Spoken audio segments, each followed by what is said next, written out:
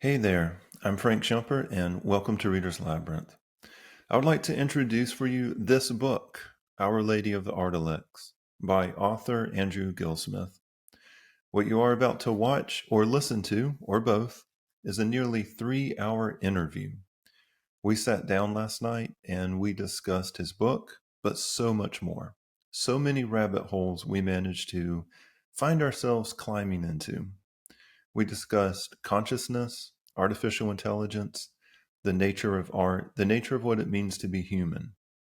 We also managed to work in a good deal of religious mysticism, philosophy. The list could just go on and on. How would I describe Our Lady of the Artilects? Is this science fiction? Is this religious fiction? Is this speculative fiction? It's got a little bit of everything in there.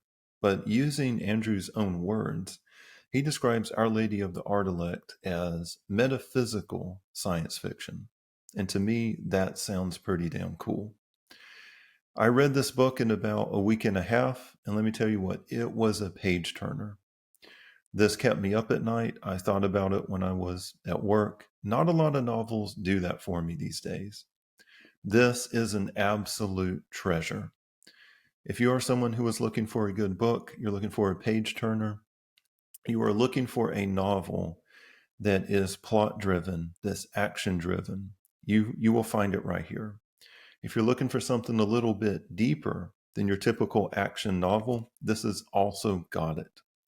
Andrew follows the rules of novel writing in here as far as plot and structure goes, but he absolutely breaks a lot of the rules that the how-to indie publishing industry is telling authors what to do. He makes his novels deep, his characters very, very compelling.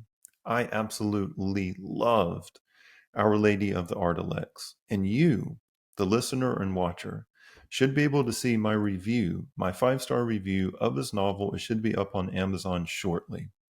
I cannot recommend this book highly enough. If you would like to check out Andrew Gillsmith, you can find him on Twitter. There, his handle will be in the show notes. If you would like to go and buy yourself a copy of this wonderful novel, I will have a link to his author's page on Amazon as well. So please, before you get into the interview, please go to his Amazon author page and give his novel a chance. I promise you will not be disappointed. Thank you so much, and let us begin. Andrew Gillsmith, welcome to Reader's Labyrinth, sir. How you doing? I'm doing well, Frank. Been looking forward to this conversation. I've been looking forward to it as well. I have finished the book. You can see some of my outlines. This proves that I've actually read it. Oh, That's I it. see that you are a fellow highlighter of books. Oh my I should gosh, have I known am. I have so many that around you were a here. kindred Yeah. spirit in that way. My book collection is highlighted, dog-eared, and annotated to the point that I would never be able to sell these books to anyone ever again. Or they may be worth more money too. You never know. Right. They could be worth that. Let's see here. I'm going to flag this. I'm going to switch this to low data mode really quick. I can hear you just Sure. fine. We're switching. All right. So the camera's still going to be rolling and everything. So Andrew Gillsmith, we have a lot of ground to cover today. Are you ready? I'm ready. All right. Well, let's get I'm to ready. it. I'm Let's more than ready. I'm jump excited. in. That's awesome. And I would like for our readers to know that there will be a link in the show notes where you can go and purchase yourself a copy of Our Lady of the Artilects. And if you watch some of the other videos, I've already done an unboxing of this, kind of giving you my initial impressions. So I have a couple of questions for this fabulous author for us.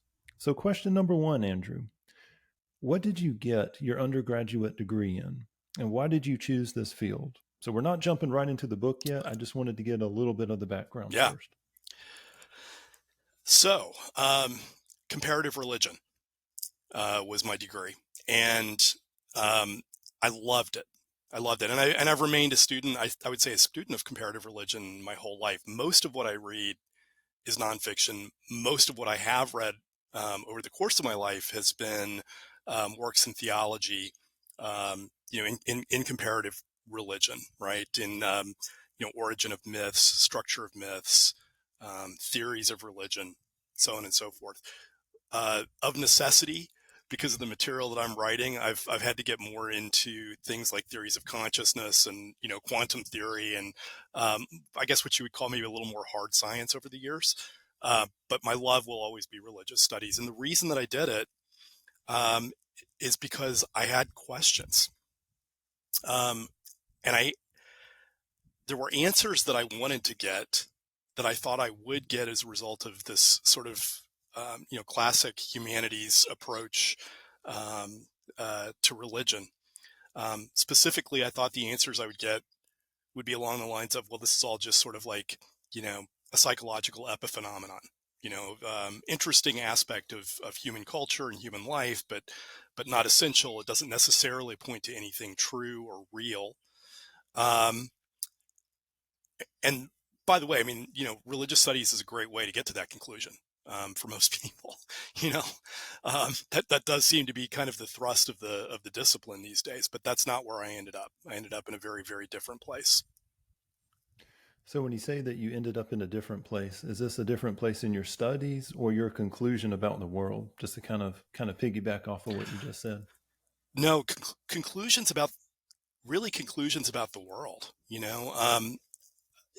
So the deeper that I got into the study of religion,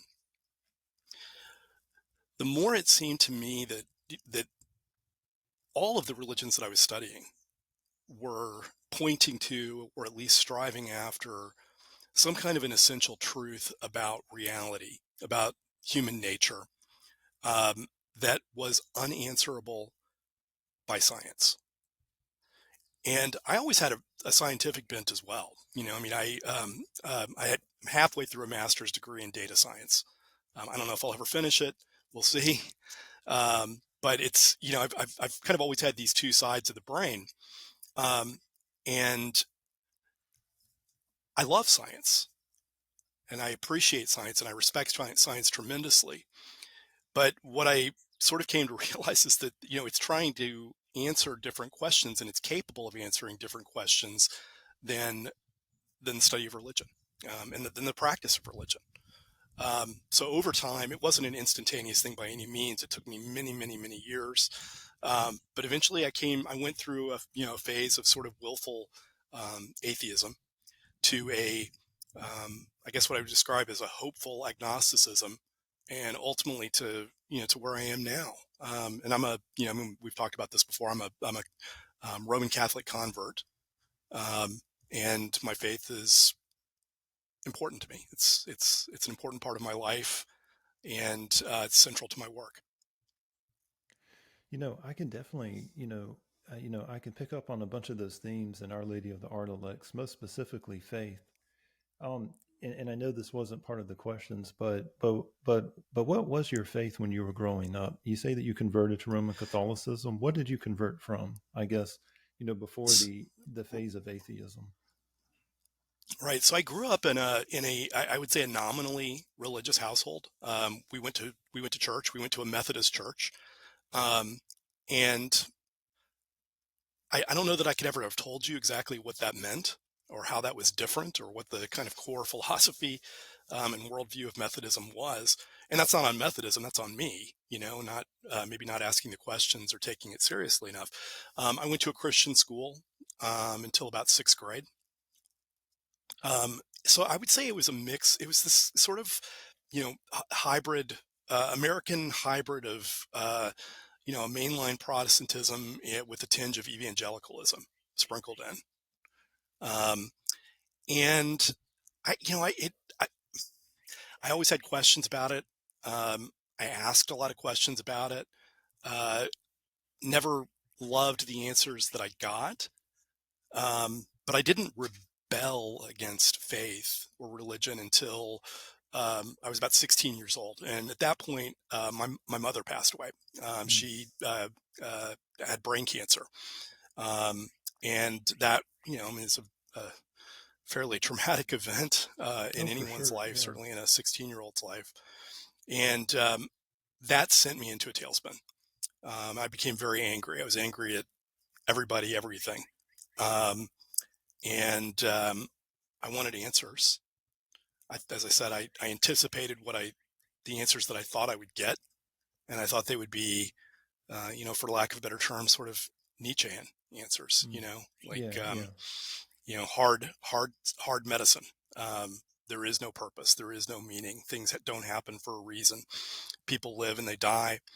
You lose people that you love, you suffer, and your suffering is without purpose. And that's just not what I've found to be true. That's not been my lived experience.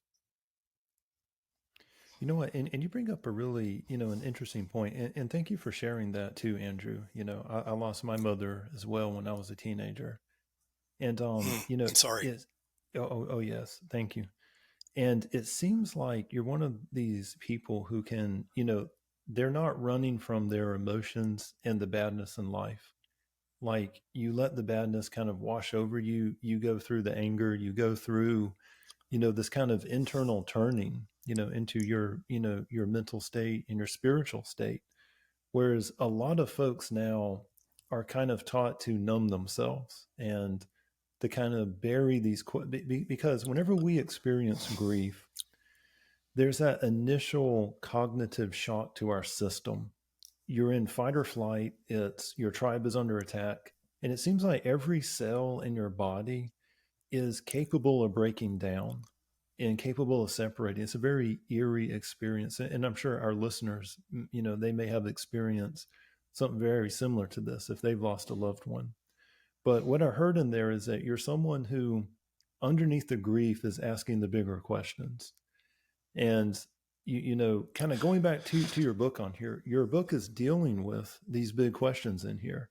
And so I can kind of see, hey, there's a teenager, Andrew Gillsmith, and you're asking the big questions about life, because a lot of us don't. Whenever we're teenagers, we kind of have some parochial, some interest in our life. But, I can definitely tell that, your experience is different from most. And that kind of leads me, which you've already answered this partially, but for our next question, they say that the influences and random events, and we just, you kind of, you spoke about the tragedy in your life. We experiences as teenagers often follow us into adulthood. Are there any other experiences other than the passing of your mother that kind of still stick with you and influence you as an adult? Sure. I mean, I think at the end of the day, all we have are the experiences, Hmm. right? I mean, that You've that said that like, how do before. we All we experience? have is How do experience we and live? death. Yeah. Hmm. How do we operate in reality? Right? I mean, we don't do it through theories. We don't do it through physics. We don't do it through, sort of, a life lived according to the principles of quantum mechanics. We do it through experience, through qualia, and those are the things that make us who we are. Um, I would say that the loss of my mother was, certainly the most important event of my early life. Um, you know, it's funny looking back on things. I don't I don't really remember putting down a whole lot of markers along the way, and saying, okay, this is something that's going to shape me. I'm going to remember this moment because this is going to, at some point in my future, be important or help define who I am. Um, so it's maybe not the most satisfying answer, Frank, but like I can't point to very many specific things. I can just say that, you know, I I had a relatively happy childhood. I was the only child, so I was a little lonely. Hmm. Okay. Um, we were a middle class American family, that had like the typical struggles of any middle class American family. Um, I always wanted to do big things. I wanted to explore the world. I wanted to, conquer the world, whatever you want, however you want to put it. And then my mom died, and I realized how fragile everything was, that we don't really have any control over anything. Right. And so at that point, I think my perspective shifted from one of, let's say, pure will to one of experience. How do you make sense of the Yeah. experiences Yeah. that you have Yeah. in your life? Hmm. Yeah. How can you remain coherent? How can Hmm. you stay whole through all of these traumas that we pick up over the course of a lifetime? Because everybody has them. right? I mean, that's the thing. It's like, it's so funny in a modern American culture in particular. Everybody walks around and, sort of presents themselves on social media as if they have this perfect life, and not a single Mhm. one of them does. I mean, I guarantee you, every single person that you know has some quiet cross, that they're bearing, That's true. no Yeah, matter what for they sure. say on Twitter or Facebook. And I kind of wonder if the more followers you have on social media, the bigger the cross that they're bearing in private. Kind of wonder if there's a secret It could be. trade-off somewhere on there. Yeah. Well, to kind of, to jump off of what you just described, I think that that describes, the history of humanity in general. I mean, we never, I mean, the fall of Constantinople events in history are few and far between. Most of human history is shaped by these mundane events. It's shaped by private crosses and tragedies and sorrow, but also private joys as well. And it's joys that are found in books, at least for me when I was growing up, because like you, I grew up in a middle class family, and I was very, very fortunate and privileged enough to learn how to read from my late mother and kind of have that love of books. And speaking of books, I'm not quite sure what the background is as far as your reading goes, but if I were to walk into your room when you were a teenager, what books, if any, would I find on your shelf?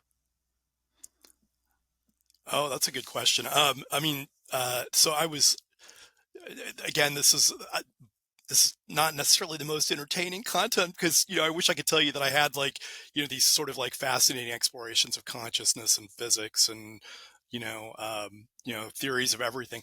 I was into Tolkien. I There's nothing loved wrong with Tolkien. that. I always have loved Awesome. Tolkien. I Good. always will. Hmm. um C.S. Lewis. I loved Okay. Frank Yeah. Herbert and Dune. That was a Oh, that's life-changing book right. for Yeah. me. Yeah. Hmm. um and there were some of the classics that I liked too. Growing up, my some of my earliest memories are my mom reading Greek myths and Norse myths to me. There was a book that's still around. I think it's in reprint now. It's Dolaire's, I think it's called, Okay. Yeah. book of Greek mythology, and it's like just this fantastic illustrated, children's introduction to that.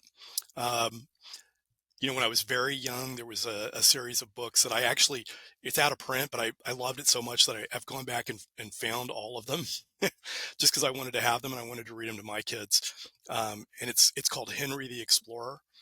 Okay. Yeah. And it's about I've heard of Henry that. and his little dog, Laird Angus McAngus. It's a little Scotty dog, Yeah. and they go explore the Love it. mountains and then the jungle, and yeah, yeah. Well, that's pretty awesome. So I was definitely able to gravitate towards Frank Herbert. Do you know what? You are kind of the anti Frank Herbert, though, as far as themes go in Our Lady of How the so? Artilects.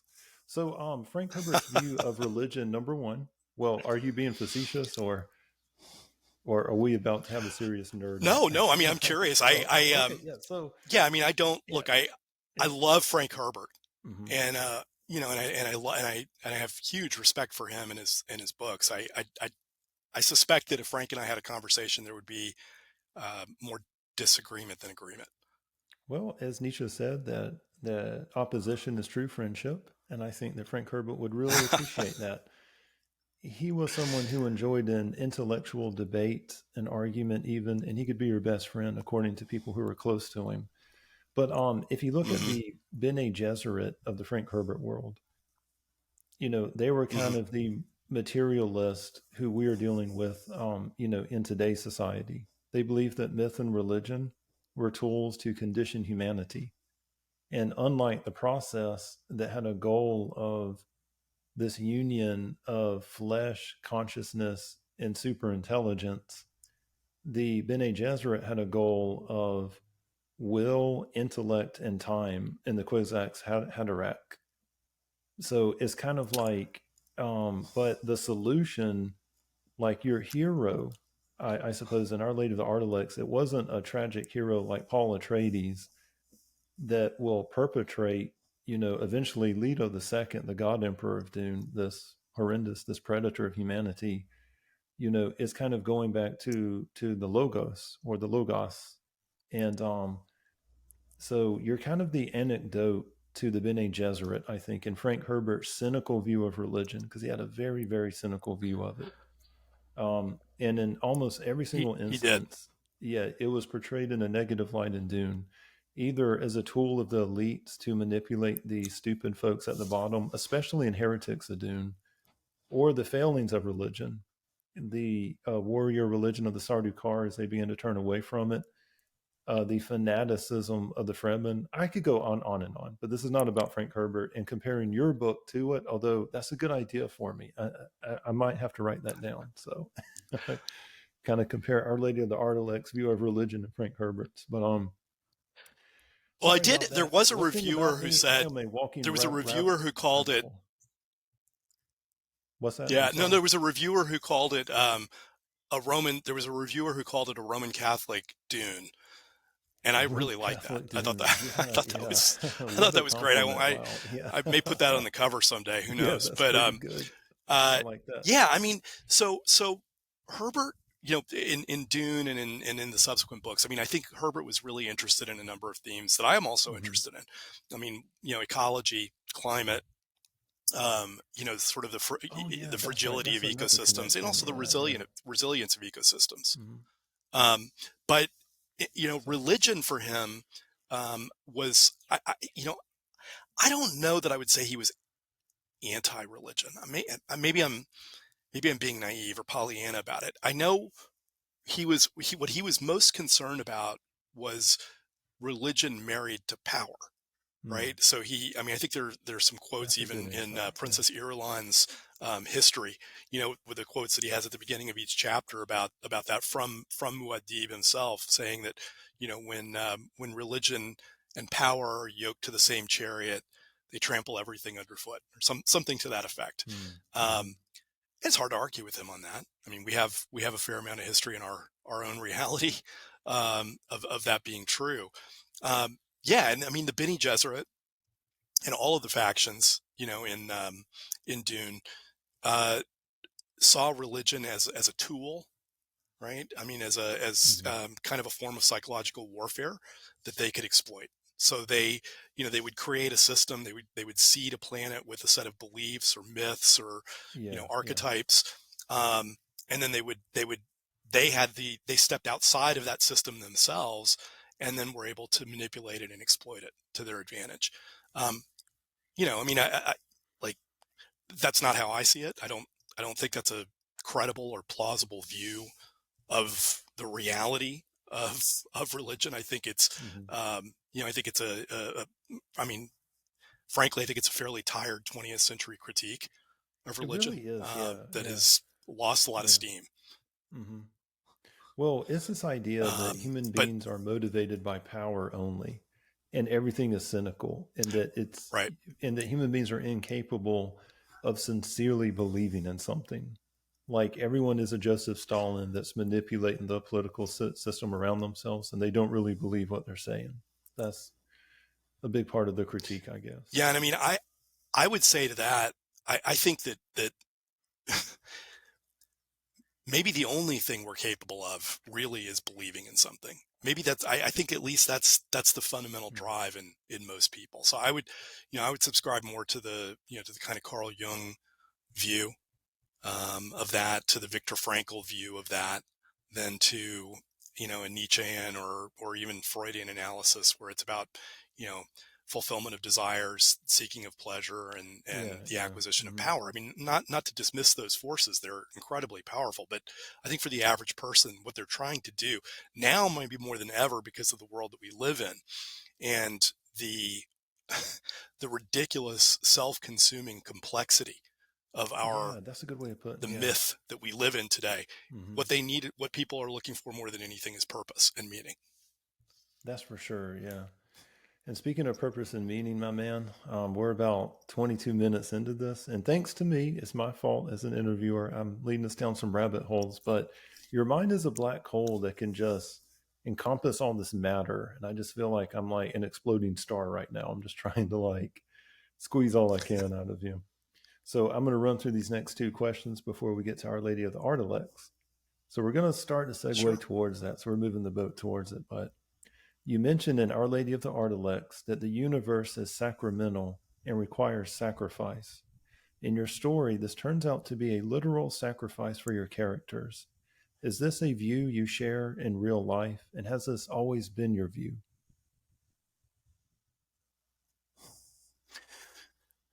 Yeah, I has it always been my view? I'll take the earliest, the easiest question, I should say first. No, it hasn't always been my view. I mean, like I said, I went through a phase of questioning everything. So I certainly would not have, during that phase, I would not have said that. I would have probably denied that there was any meaning or purpose to anything, let alone that finding that purpose requires sacrifice. Is it my view today? Yes, it is. But I want to be careful what I say about this, because um, I don't mean it, in the literal sense that you have to give up necessarily something that you love, that you necessarily have to kind of throw everything on the fire, that you have to suffer, that you have to experience these things. In practice, I think that is kind of the way that it plays out, you know, for most of us. Um, what I mean when I say in the book that the universe is sacramental is that it is the reflection of the mind of God. And we as creatures in that universe go through it making choices, exercising free will to whatever extent we have it. And in the exercise of that free will, yeah, we leave certain paths behind and we choose other paths. And so in a sense, we're kind of co-creating a reality as we do that. But every reality that we choose entails an infinity of other realities that we don't give birth to. That's more what I was going for in that particular phrase in the book. Um, Now, in the second book, the one that I'm working on now, I think that will become that phrase will come back, and it might get a little bit more into the meaning of suffering, and this idea that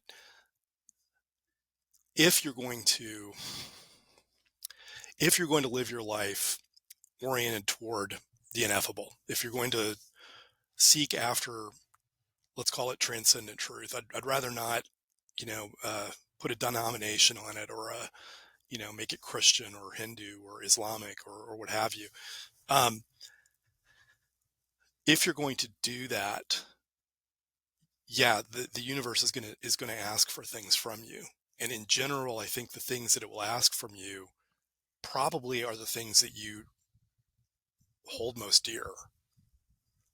And if you're not willing to walk the walk to the altar with those things, I don't know if I don't know if it's really possible to open up the door to the ineffable. I don't know if it's really possible to have the full transcendent experience, right? I mean, the foundational story of faith in the Old Testament, in Christian Bible, and the Jewish tradition is the covenant with Abraham. And that's a really hard story, man. Like, I don't like that story. I don't like the story of God telling Abraham to sacrifice his son, and then at the last minute, an angel staying his hand. It's very, very hard to accept that, but it's there. And I think it is foundational to faith. And I think the message of the story is, if you're not willing to put the thing that you love the most on the altar, um, you may not get as close to God as you would like.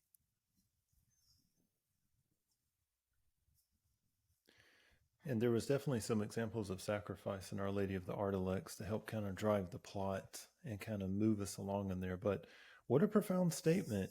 I don't really have a response to that other than the fact that, I know that ancient philosophers and gurus and religious, the folks who pursue religion, there's this breaking away at first from the world, but then finally from themselves. And this detachment from expectations and the physical reality around them, to discover not a hidden reality, but I suppose reality itself is what they're getting at. So really, really a profound thought right there. And this book is pregnant with a bunch of sayings like this. I mean, this is a very a quotable book. So I really appreciate that. And I'm really thankful that you wrote the book because a lot of writers who I've interviewed, I found that they have various hard skills. They can work various careers, but writing is something that was intentional. I've spoken to painters, folks who paint and sculpt, and it's almost like they stumbled into this art by mistake. But I've never encountered a writer who, stumbled into writing by a mistake. So I was just wondering, what is it about writing, specifically fiction, that has focused your attention? Oh, um, gosh. I mean, I've always loved reading. I mean, I'll start with that. And I've always really, I think, if I were being really honest with myself, I think I would have said I always wanted to be a writer. But being a writer is really hard.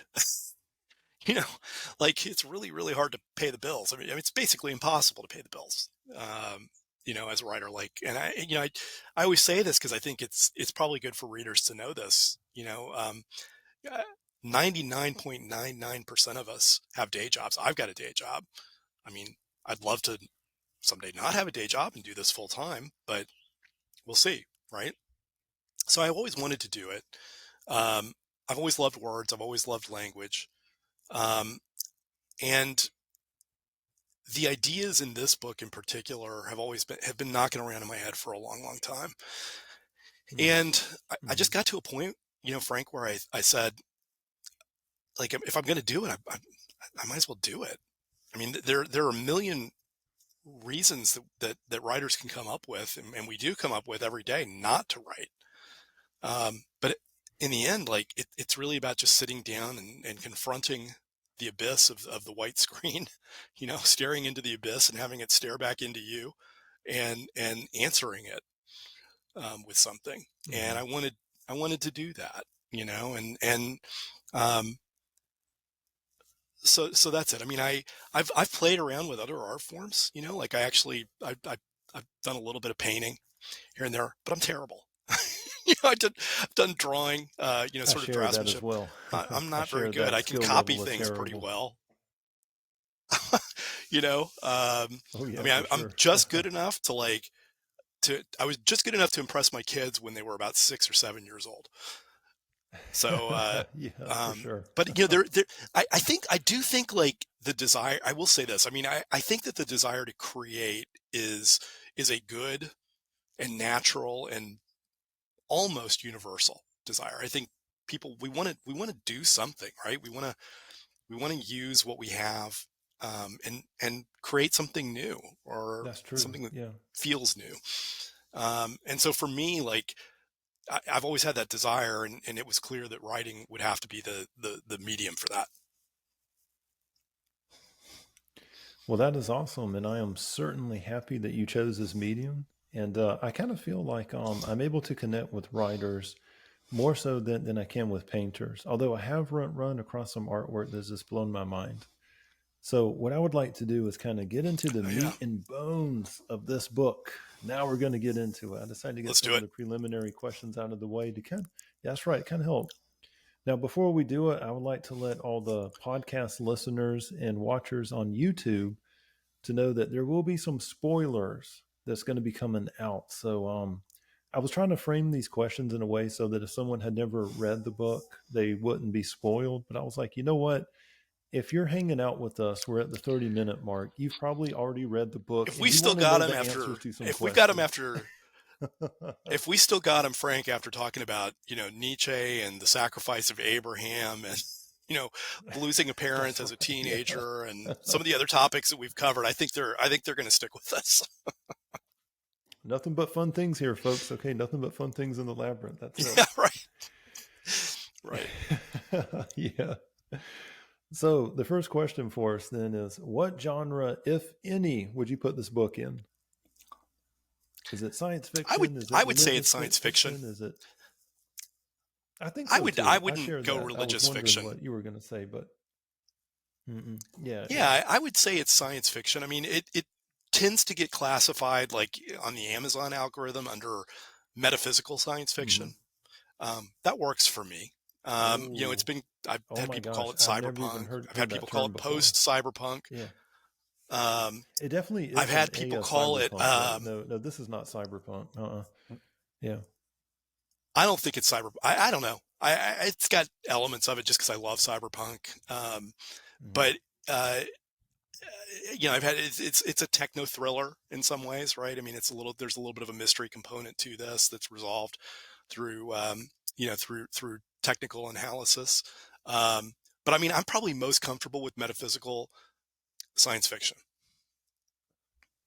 I love that term. That's the first time I've ever heard it, so I'm definitely going to have to adopt it and start using it now in my vocabulary. So, kind of moving on, Yeah, I that's mean, also metaphysical the science writers fiction. the Oh, I writers that love that. Yeah. the writers that inspired me the most, while I was writing this and just in general are, writers like Walter Miller, who wrote A Canticle for Hmm. Leibowitz, which I think you could make a case that it's the greatest science fiction novel ever written. I think you could make that case. Frank Oh, Herbert, who okay. deals with Yeah. metaphysical themes. We've already talked a little bit about that, right? Neil Stevenson, particularly like some of his earlier stuff, like in Cryptonomicon and Snow Crash.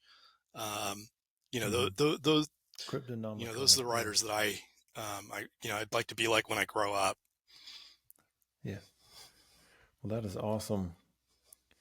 So, reading the novel, and this is our next question, I see a ton of references to history, geopolitics, automation, emergence of AI, and religious mysticism. What kind of research went into the making of your story? I would love to see the library that created this novel. I bet that is something. Oh my goodness. Research. Now you're speaking my love language because I There adore we go. research. Um, Absolutely love it. And part of it is just like, I like to read about the things that I'm interested in.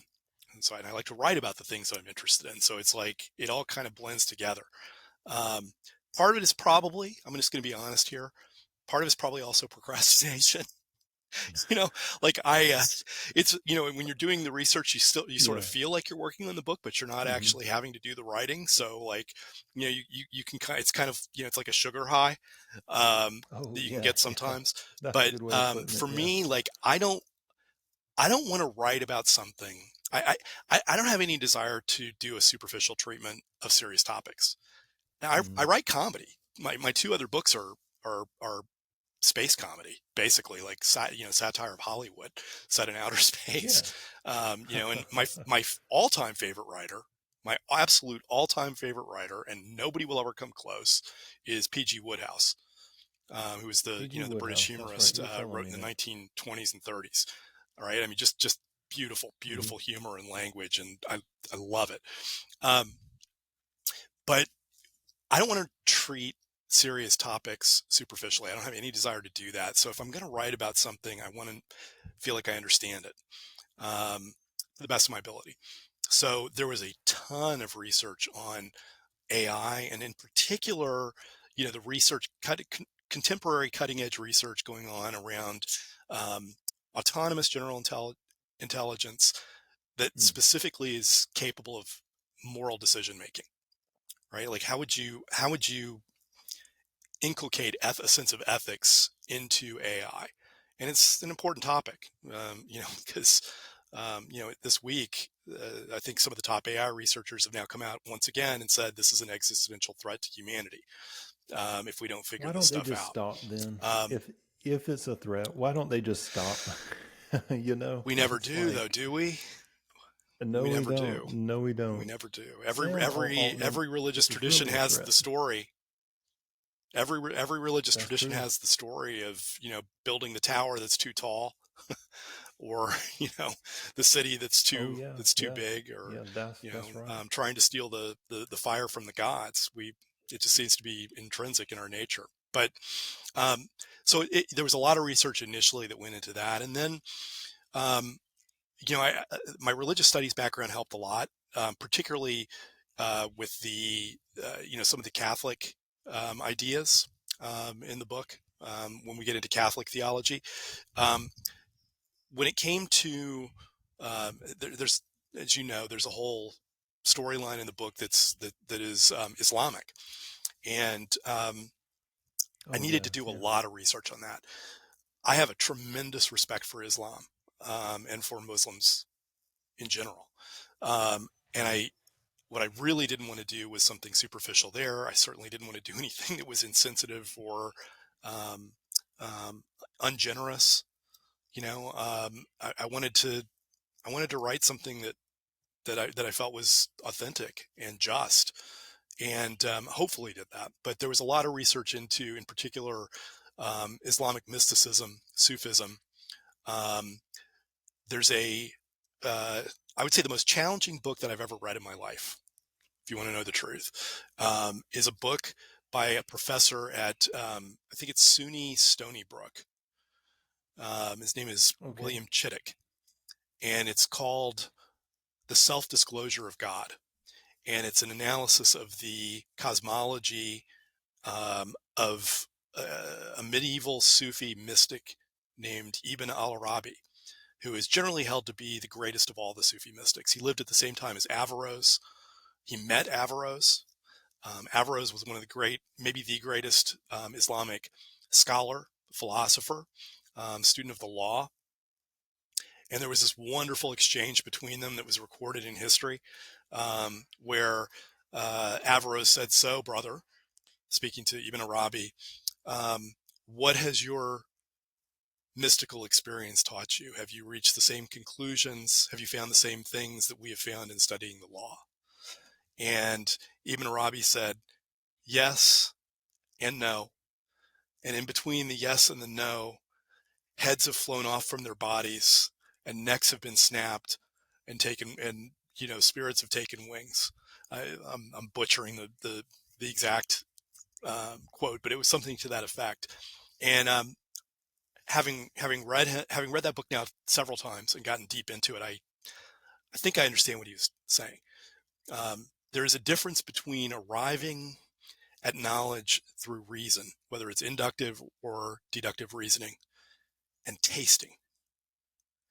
And what Ibn Arabi was most interested in was raw experience as the ground of all reality. And I think that's common to all mystical traditions. Interestingly, and to my mind anyway, very interestingly, he also, the way that he wrote, if you were to translate it into modern language, it would look an awful lot like some of the early writings on quantum theory. I challenge the idea of local reality, right? He spoke in medieval Spain, in pre-medieval, in early Islamic Spain, was talking about the relationship between the observed and the observer, and how a thing didn't exist in and of itself. It only existed insofar as it was observed by someone. Fascinating stuff, right? So I wanted to get as deep into that as I could. Yeah. So that's some of it. Yeah. There was a lot. It was fun, though. Certainly got very, very deep into it. Yeah. Oh, yeah. Yeah, it was. You know what? We could probably do a whole show just on that topic. And in fact, maybe one day we will do a show like that.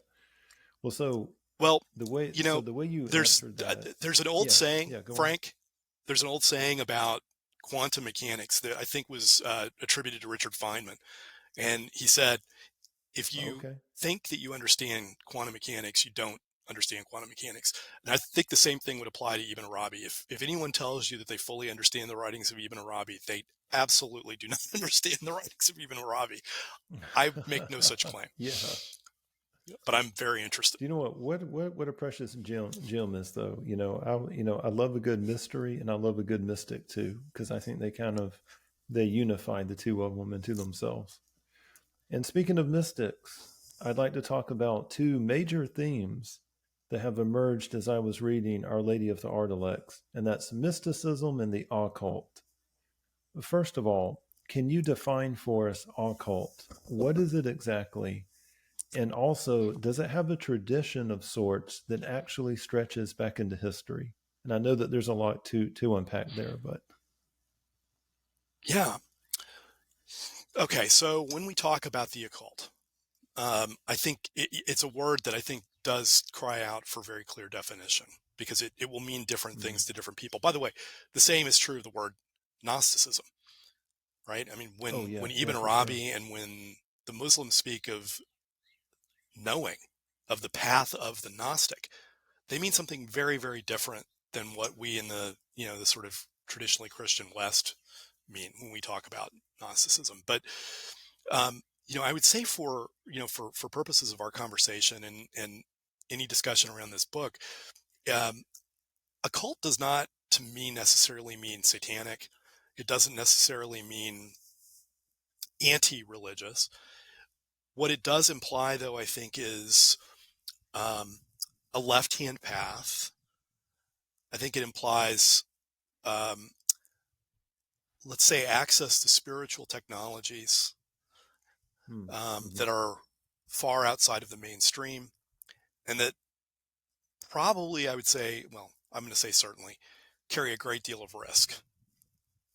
Um, I take the stuff seriously. I'm not an occultist. I'm a traditional Roman Catholic. I Yeah, try to stay as okay. far away as I possibly can in my personal life from it. Hmm. But that doesn't mean I dismiss it. On the contrary, the reason I stay away from it is because I accept it as true and real. And I think that when you get into the kind of practices that are hinted at least in this book, um, you are Hmm. opening a door that is not easily shut. I don't know if that helps. I don't know if that's enough detail, but that's generally speaking where I'm coming from with it. Is there a tradition Hmm. of occultism? Absolutely. There are multiple traditions of occultism. Um, and many of them go back very, very far. Um, I know this is something we're going to talk about later. You know, one of the, I would say, a lot of Western occultism could really be traced back to a man named John Dee, who was a Yes, yes. scholar, Tell us about him. Yeah. astrologer, Hmm. advisor, guru to Queen Elizabeth I. So this was immediately after um, Henry uh, broke from Rome and founded the Church of England and set England on that path. He was an interesting figure, to say the least, and I think his writings, his thinking, has been maintained by occult traditions ever since. Man, that's fascinating. So, in Our Lady of the Artilects, he's referenced in here more than once. So, was he tied into Dr. Channing at all? Was Dr. Channing the character in your book? Was he aware of John Dee? Was he following John Dee? What was he the culmination of Certainly, what John Dee was trying to do? I guess. yeah. I mean, I think Channing would certainly see himself as the culmination of what John Dee was trying to do. And we should probably talk about John Dee. I mean, first of all, it's really interesting. Yeah, yeah, He's sure, one of the most sure, interesting yeah, people yeah. in history. For those who don't know, Hmm. I mean, beyond what I've already, sort of said about him, right? Um, he was the original 007. I don't know if Hmm. people know this or not, but he was a secret agent of Elizabeth I, and in their correspondence back and forth, he signed his letters 007. That is, in fact, the Oh, actual what? origin of James Bond 007. Okay, Wow. he Okay. was a mystic. He claimed to be able to speak with angels, that they spoke to Hmm. him in an Enochian language that he transcribed.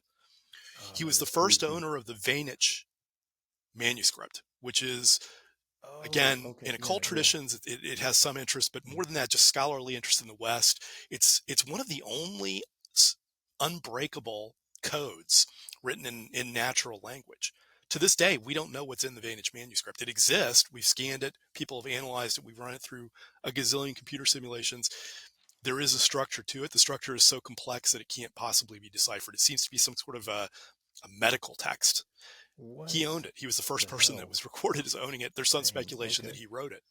Um, he was the first swinger He he John Dee, he you dirty dog. got associated with a guy named John Kelly, who was a Hmm. sort of swindler, Okay. huckster type, but very, very persuasive, like a confidence man, who said Hmm. that he could teach John Dee how certain techniques for communicating with the angels. He was apparently really good at it. He was like a ventriloquist, I think, so that Hmm. helped. And Oh, okay. their Yeah. relationship deepened. The angels told him that they needed to swap wives, which apparently apparently Why does they that did. always happen in this weird, Um, like, cult stuff? yeah, right, They want me to right. sleep with your wife? I'm John sorry. Dee is the one who invented. John Dee is the one who invented and gave us in the English language the plus, minus, um, divide, and multiply symbols that we use today. Wow. Uh, Awesome. he was a Okay. serious scholar, Hmm. and a major intellect, um, and an occultist. He was an alchemist, right? And so alchemy is one of the major themes in this book. We could do a whole podcast on that too. A lot of people, when they think about Oh, alchemy I would today, love to. Yeah. they Yeah. have the image of these sort of like philosopher scientists that are just trying to transmute lead into gold, and that was part of it. I mean, that was Hmm. that's what they told the kings they were working on, so that they could get Yeah. their endowments and The early part of earn grant a little writing. money. Yeah. But alchemy has always really been about the transformation of the prima mater of the human soul. Mm. Okay, and so the effects on physical matter were secondary and in some ways trivial to the alchemists. What they were trying to do was alter human consciousness. They were trying to alter who and what we are as spiritual beings. And so, again, without spoiling too much, yeah, I think Dr. Channing would say he is the culmination of John Dee's project and the culmination of all alchemy. And the culmination was kind of reached in your third act when. So, what is your synth's name? And I am terrible with the pronunciation, so you'll That's have okay. to It's forgive Terry. me. Terry. Okay. Terry. Hmm. Whenever I had my Ottoman Empire podcast, it was a struggle. I had to get a Turkish friend to help me with the pronunciations. So it's Terry. Well, the good Terry. thing about the Ottoman Empire, Yeah. though, is Yeah. they reused the names a They're lot. not around. So there were a Yeah. lot Yeah. of there were a Yeah. lot They of did. Mehmets. Oh yeah. Yeah. Oh yeah. For sure. Once they Akisi found a was name, the term I they had to go tended to search stick with for. it. Yeah. Yeah. That's for sure. But where the synth was so when the demonic entity left Channing and entered into the synth and Terry, right?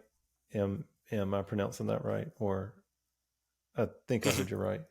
And then Channing looks at the synth and he said glorious. And that was his last words. You know, spoiler alert, Channing he ended up in a bad fate, but it's kind of like this demonic entity, which may have been behind John Dee, is just holding Channing up and just like, okay, I'm done with you. I am done with you now. Boom, you're gone. Like as soon as he wasn't useful to these powers that Channing never understood, just these alien intelligences way above him. I had chills going down my back when I read that scene. I had to read it again, just kind of get that same effect of it. But I thought that was really, really well done. Like this culmination Thank you. of centuries of Western magical practices and glorious. And then you're dead. I mean, it's like death is there. I mean, Right. it was a great scene. I thought it was a very powerful scene in there. Well, thank So, you. oh Thank yeah, you. for sure. Yeah, I And mean, speaking of that, oh yeah, yeah, go on. that's the thing about creating races of gods, right? Mm-hmm. We have this in Greek mythology. We have it in a lot of different mythologies. When the gods create a new generation of gods, it it doesn't always go so well Yeah, that's for right. the old timers. Yeah, the new the young gods tend to rise up. that's true. And what I liked about it is like the fact that, well, this isn't the new God. It's, it's the new boss, same as the old boss. It's these demonic entities that were kind of driving a lot of what was going on. And I don't know. I just kind of thought that was really, well, it was more than a twist. I thought it was a culmination. And speaking of Dr. Channing, and this is our next question here, the process is much the driving force for events in Our Lady of the Artilects. This was, for me personally, the most fascinating aspect of your story, and something I think really sets it apart from everyone else. Can you tell us about the process? What is it? What does it mean? So there's an air of mystery to it that I'm gonna have to choose to maintain a little bit longer, just because I'm working on the sequel right now, and so some things Oh, about it I oh, think will oh. be answered Okay, yeah. in the sequel. Oh, okay, yeah, sure. Um, but I don't broadly want a speaking, spoiler for a book the I haven't read process yet. is no. I won't spoil it for you. Broadly speaking, the process is it is a secretive group that has worked over generations using occult technologies to produce an outcome in the world that suits their purposes. And their purposes are generally rooted in the principles of alchemy. Again, this kind of goes back to John Dee, and transformation, and in particular, transformation of consciousness. Um, it draws on, I would say, a lot of contemporary, let's call it conspiracy theory literature, um, without getting into whether there's any truth or not in it. Hmm. Around Illuminati, around Freemasonry, these various, the Ordo Templis Orientalis of Aleister Crowley, um, and sort of their infiltration of institutions and organizations, um, to be able to co-opt the power that those institutions have, and then redirect it toward their own purposes. That in a nutshell is the process. So it's a loose confederation that Channing is either at or very near the top of. Um, it I don't I don't necessarily think it's a group of people that sit around in dark rooms, with Hmm. candles, meeting. I don't think they need to meet. I think they are of one mind in the truest sense of that expression. Definitely. That it affects electronics. I think. So we Oh, were talking about the process, yes. and Okay. this is an interesting thing for me too. I mean, first of all, I love conspiracy literature. There's a whole body of it out there. I don't necessarily believe it all. I think there's probably some aspects of truth in some of it. Okay, I mean, I'm no problem Okay. saying Yeah. that. I'm interested in it because Mhm. generally it's an attempt to build a coherent and alternative worldview using information that is commonly available. You know what I'm saying? So it challenges dominant narratives. I think it's really interesting in that respect. But one of the things that I feel like conspiracy literature so often gets wrong is this idea that the world is governed by a secret cabal of people sitting around in a room talking to each other. I don't think that's Mhm. true. I think that's almost self-evidently implausible, maybe borderline ridiculous. Um, Oh yeah, for sure. what I Hmm. do believe, and this to some of your viewers, this may sound even more ridiculous. So, but here we go. What I do believe is that it is possible for human minds to become synced, so closely, right? That effort is not really required. I mean, I don't know if you can even call it a conspiracy at that point. The word conspiracy, all that means is breathing together. So that, in the Hmm. truest, purest sense of the word, that's exactly what it is. You're breathing the same air. Um, but the coordination happens automatically, right? Because it grows out of shared perceptions that in turn lead to shared beliefs, and those beliefs have certain consequences, and will lead you to take certain actions toward shared goals. That I think does go on. And I think that there's a prosaic, very mundane level to that, and I think that there's an occult level to that. And one of the concepts that the book gets into is this idea of an egregore, Oh yeah, which yeah. is sort of it's an occult concept. Um, and essentially what it means is a group mind. It's a psychic entity that comes out of collective human thought. It then takes on a life of its own. It fights to survive. It has a will to survive. It wants to expand. It is fed by sacrifice. Okay, so again, you get that idea of sacramentality to it. Wow. Um, Yeah, yeah. uh, and egregores are, I think, look, if nothing else, I think it's a really interesting metaphor. I'll put it that way. Do I think that there's reality to it? Yeah, I do think that there's some reality to it. And there are a lot of, even Catholic thinkers who've said this over the years, including Ignatius Loyola, including St. Augustine, Yes, yes. including Thomas Mm-hmm. Aquinas. They've all written, they didn't Mm-hmm. use that term, but they talked about the power of living thought. Okay. Um, so, but as I said, if nothing else, it's a very useful metaphor um, for what people do today. And you see it all the time, right? And I mean, it's almost impossible to escape this idea that like we almost outsource our thinking on important Yeah. matters, Mm-hmm. you know, and um, it's a really interesting thing, and it does a lot of things that I think are really damaging to discourse and to society. One of the things it does is it makes it impossible to persuade anybody of anything, right? Because like you've already outsourced that part of your brain. You've already kind of Yeah, given that yeah, over yeah. to, let's call it an egregore that is An egregore. Yeah. performing that sense making function for you, Mm-hmm. right? So if you allow yourself to be persuaded, that's a crack that is very deeply threatening, to the egregore, let's say. Um, so it's going to resist. It's going to fight back. And I think that's one of the reasons you find it almost impossible to persuade anybody of anything anymore. Man, that is freaking terrifying. Wow. Like my mind is like being frayed at the edges right now. It's almost like a concept out of Hellraiser or something. I mean, it's wow. I mean, what an incredible thing.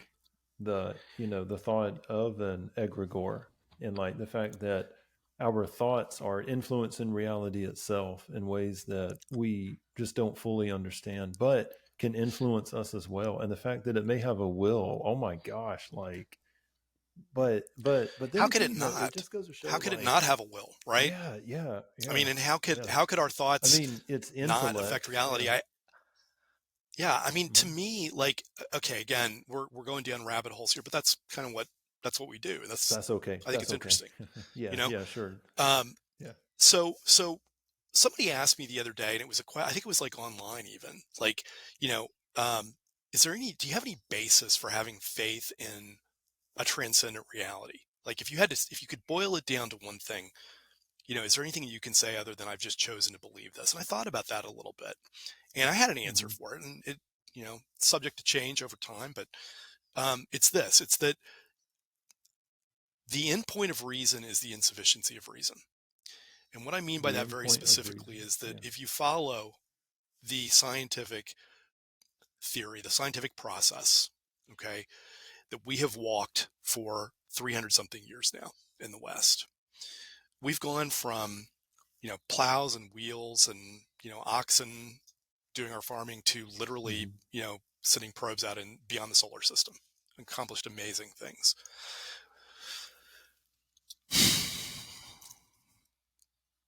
But, right, and there's a big but. Um, we've also lost a kind of coherent view of reality. Hmm. And a big reason for that, I think, is it can be traced to quantum theory. Not everybody understands. Nobody, as we said, nobody really fully Hmm. understands quantum theory. Okay, and for the vast majority of the general public, it never enters into their daily lives. I get all of that, but if you believe that science has kind of occupied this top stratum in our society, which I believe, right? And it is the sense making function. It is the oracular truth telling, truth giving function in our society.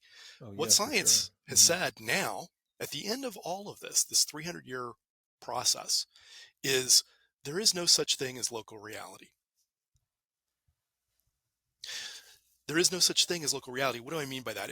What I mean is that physical reductionism, which is how we have studied the universe, smashing particles apart, Mm-hmm. trying to get smaller and smaller and smaller down to quote unquote fundamental particles or fundamental units of matter, has led us to a point where we now know definitively and provably that there's a barrier beyond which the whole idea of space-time ceases to have any meaning whatsoever.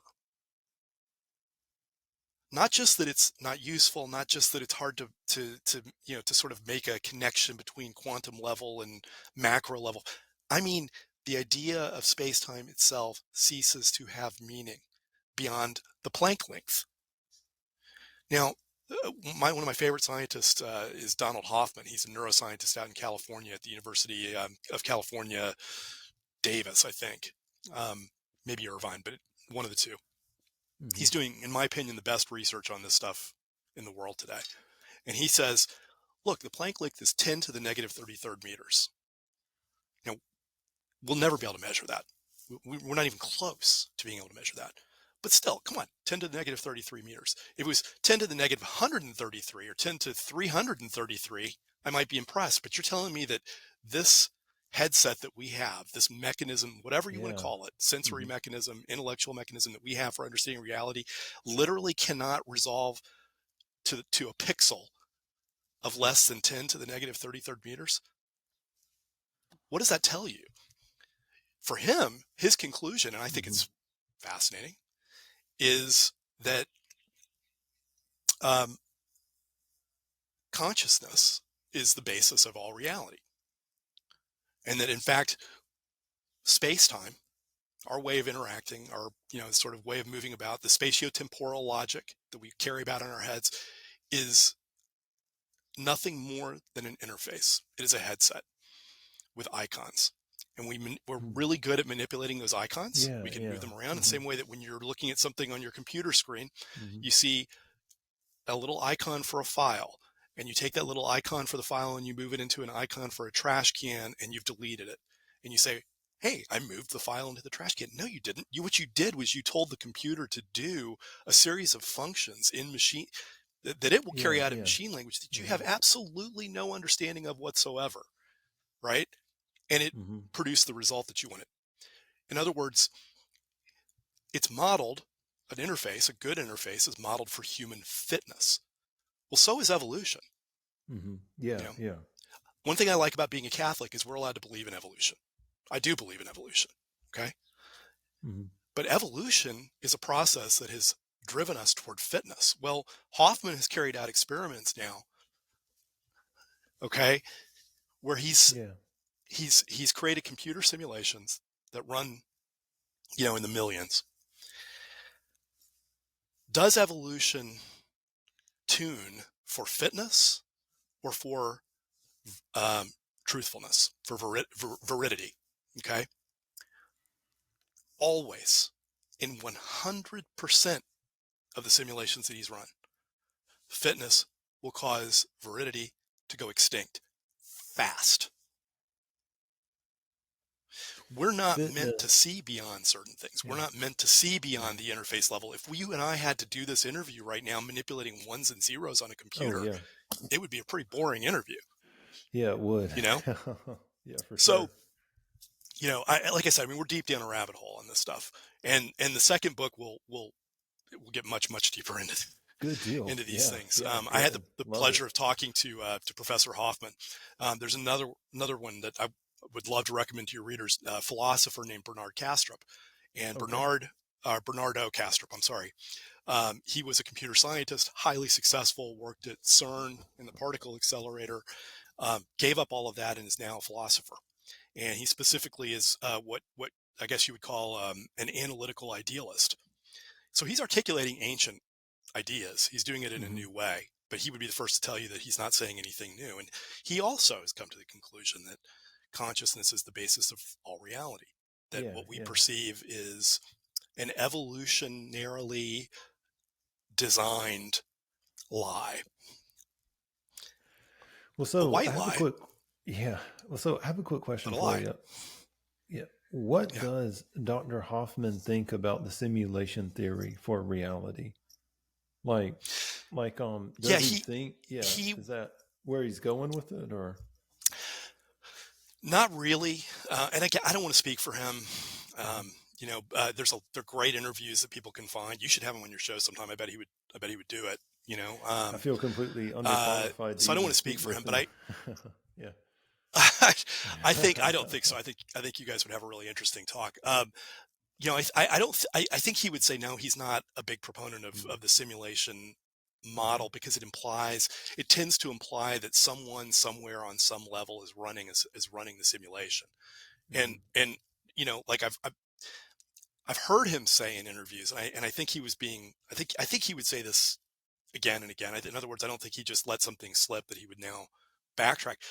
He would, I think, say Oh, it okay. really actually is turtles all the way down, to use that It expression. is Okay. turtles all the way What down. does that Wow. mean? Okay. Well, he cites Gödel, and I think it's Oh, very persuasive on that's this. interesting. Yeah. Gödel, you know, is, again, for people who aren't familiar, um, developer of the incompleteness theorem, which essentially Hmm. says that in any given logical system, there will be there will be facts that can be proved. There will be facts, excuse me, there will be facts that cannot be proved within the parameters of that system that must have some reference outside of the system. Wow. Now, Yeah. Yeah. I'm Hmm. going to take that and apply a science fiction writer, filter to it. What he's talking about are miracles. Yeah.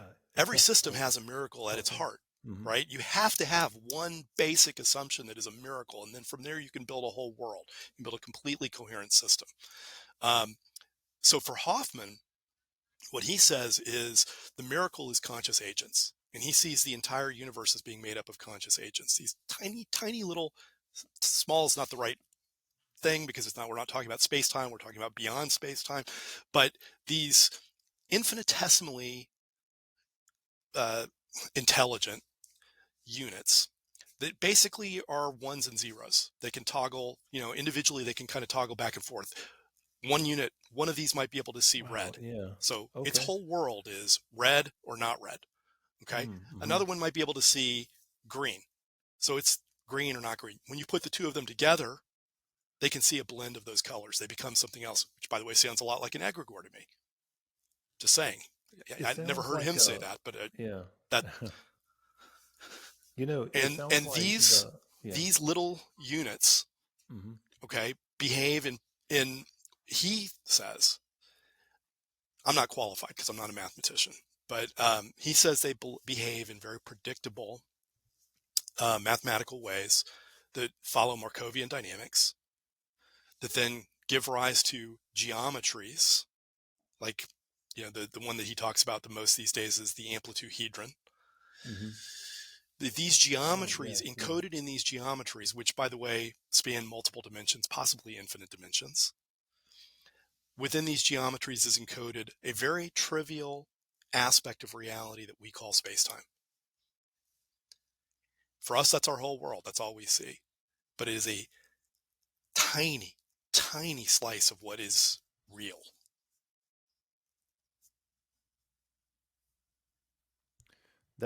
I mean, my mind is So, blown. That's so fascinating. so, And yeah, so, I mean, so that's some wild. I love that. just to bring this back quickly, I mean, and I Yeah, like, I know you got a gazillion questions, but I think this is, in a I lot know. of ways, This is this is the good. heart of the This is book good. and sort of Yeah, the heart yeah, of yeah, it what is. what I'm trying to figure out anyway, is just as a human being, human person living on this planet, with, limited time. Hmm. You know, if you ask me why would you believe in a sky fairy, you know what I mean, or like the big bearded man in the sky, whatever, Reddit atheists, however they want to describe God, right? I would come back to this and I would say, because every system requires a miracle at the beginning. Because our very best science that has been proven over and over and over again, thousands, if not millions of times now, experimentally, says that there is no such thing as local reality. It just doesn't exist. So if that's true, then everything that we are, everything that we see, cannot be reduced to matter or energy. It cannot be reduced to anything that in space-time. It is an emergent phenomenon in space-time that has to come from something deeper. I believe that the thing that it comes from that's deeper is spirit. Mhm. Okay? Hoffman, Bernardo Castro, others would say the thing that comes from is consciousness. But they would also say, and this is also, you know, a corollary, an axiom of Gödel's theorem, that within any given system, there is infinite complexity. Meaning, we will never have all the answers. We will never figure this out completely. Isn't that I think glorious that's though? wonderful. Yeah, me too. Yeah, Yeah. I I think it's mean, I beautiful. don't want to, oh yeah, I mean, I don't want to live in a universe where scientists have figured it all out. It's something that I told. It would be terrible. Yeah, I mean, I want to live in a world where there could be a monster in, underneath a bed, I guess. I want to live in an enchanted world. And as Ray Bradbury said, if you don't like it, I'll just, I'll pick up my dinosaurs and go somewhere else. When he was talking about playing. Well, I've got good news for you, Frank. You do live in that world. It's here. Oh yeah. Oh yeah. Um, Yeah, it the does. the funny thing to me is, you know, materialists and I would say secular critics of Hmm. religion or Yeah. post-enlightenment have often, and not without some truth, criticized religious people for adhering to myths, they would call them, that have been proven false or that are no longer applicable, right? Like you're living your life according to something that the rest of the world is completely moved beyond. Science is doing that right now. Most scientists today conduct their business, their affairs, as if materialism is still viable. They conduct their affairs, they conduct their business as if local reality existed. They conduct their affairs and their business as if Gödel didn't exist. Okay? So they're living on the fumes of an empty bottle too. Exactly. Yeah, Now, yeah. what's going to get That's right. really interesting is when we try to figure this out, Hmm. because there's going to be an attempt at fusion. I think you see some of that already. I think Oh there are yeah, for people who sure. would like science to be the religion, right? Hmm. I'm not in favor of that. I think that's Oh no. Oh extremely no. Yeah. dangerous. Okay. Same here. Yeah, for But it's going sure. to be interesting to see how this plays out in the culture over the next 100 years, because these, again, I mean, these things, what I'm saying is not controversial. You know, it may sound that way to some people. It's not. These are proven sci- scientific facts, right? But they're scientific facts that are so inconvenient to the narrative of science and of scientism that they tend to be disregarded in the popular discourse. That will not last I am forever. thoroughly enjoying this, and I do not have a time limit on this. I don't know about you though. I don't know if you I have a don't either. time limit, so It's I getting am good. dark. I may have to move inside, Oh, but okay, all right. you know, This I'm is a I'm good. I'm here for as long This is as a good problem to as long have. as you want. Yeah, so Awesome, so awesome, so man. just again, I That mean, was to, cool. to Yeah, kind of yeah. like reframe it or pick it up where we were, right? Hmm. Like, I don't believe that anything that I'm saying here is even controversial, right? It's controversial only when you elevate it to Hmm. a central position in the discourse around science and around sense making. And that's Hmm. ironic. That's interesting to me as a writer, as a person. That's interesting to Oh me yeah, yeah, yeah, for that sure. science has discovered things. Science is beautiful. I, Hmm. I, I can't stress this enough that this is, there's nothing about this book and nothing about, I don't think anything about me or my approach to life and reality that's anti-science. I love science. I just think it's fascinating that science has now reached certain conclusions that are so shocking and so threatening to the foundation of the culture that science has built, of the Hmm. egregore, you might say, that science has The built, egregore. that they Yeah, cannot be yeah. discussed, that science has to conduct itself as if these conclusions have not already been reached. And and not only that, but to gaslight the ones who are trying to think outside of the box. You know, I mean, Sure. to set out and destroy the reputations and the professional careers of other scientists that are asking these questions, and some of them will even like divisively call quantum theory woo science and all this. And I mean, it's just it's them just trying to hold on to an old model. But to move on. That's what old models do. That's right. I know. Egregores fight. Yeah, They don't yeah, want to yeah. That's die. true. They do not. So, we talked about the occult. We talked about the process. We talked about egregores, and that was a question that was later on down, but we've already struck through that. Wonderful explanation of this. The second major driving theme in your story is mysticism. What is Hmm. mysticism exactly? Because I hear folks say that they're a religious mystic, and I've heard all kind of different, some definitions of it. So, can you help us out with that? What is mysticism, do you think? Yeah. So again, I mean, I'm going to use shorthand, for that I Yeah, think is at sure. least useful for purposes of everyday discussion and for Oh, for discussion in the sure. book. Yeah, yeah. Um, you know, how does one approach God? Well, there are different paths to God. I think anybody would say that. One Hmm. path to God is the law. In Islam, it would be Sharia law. In Christianity, it would be orthodoxy. It would be the deposit of faith. It would be doctrine and dogma. And those are valid paths. In fact, Hmm. really, there shouldn't be any contradiction between those paths and mysticism. But those are paths that live in the intellect often, and they live Okay. in behavior, okay, conforming behavior. There's another path to God that almost every religious tradition, in fact, I think it's safe to say every religious tradition has acknowledged, um, Hmm. and that is direct contact with God. Ibn Arabi called it tasting. It's better to taste than to Yeah, know. yeah, I think that's a fascinating yeah. thought, right? Because going back to our Oh, conversation for earlier sure. about Yeah. persuasion and egregores and sort of this idea that like our minds we've outsourced so much of our thinking. You can't persuade anybody of anything, but nobody has to be persuaded of what chocolate tastes like, right? Hmm. Like we know what Yeah, chocolate yeah. tastes like because you've That's tasted it. right. That's what Ibn Arabi was trying to communicate to Averroes in that story that I butchered at the Hmm. very beginning of our call. Um, Yeah, yeah. so shorthand would be mysticism is direct contact. It Hmm. is tasting the divine. It is piercing the veils. What a great answer to that question. I mean, that fits so well as well with like some of the stuff that's going on in Our Lady of the Artilects. And to kind of dive into Our Lady of the Artilects, and again, spoiler alert for people who are listening and/or watching this, I'm going to ask a question that's going to kind of tip the author's hand here. Mhm. How did the third secret of Fatima end up fitting so well in this story? Ah, ooh, okay. Dun dun dun.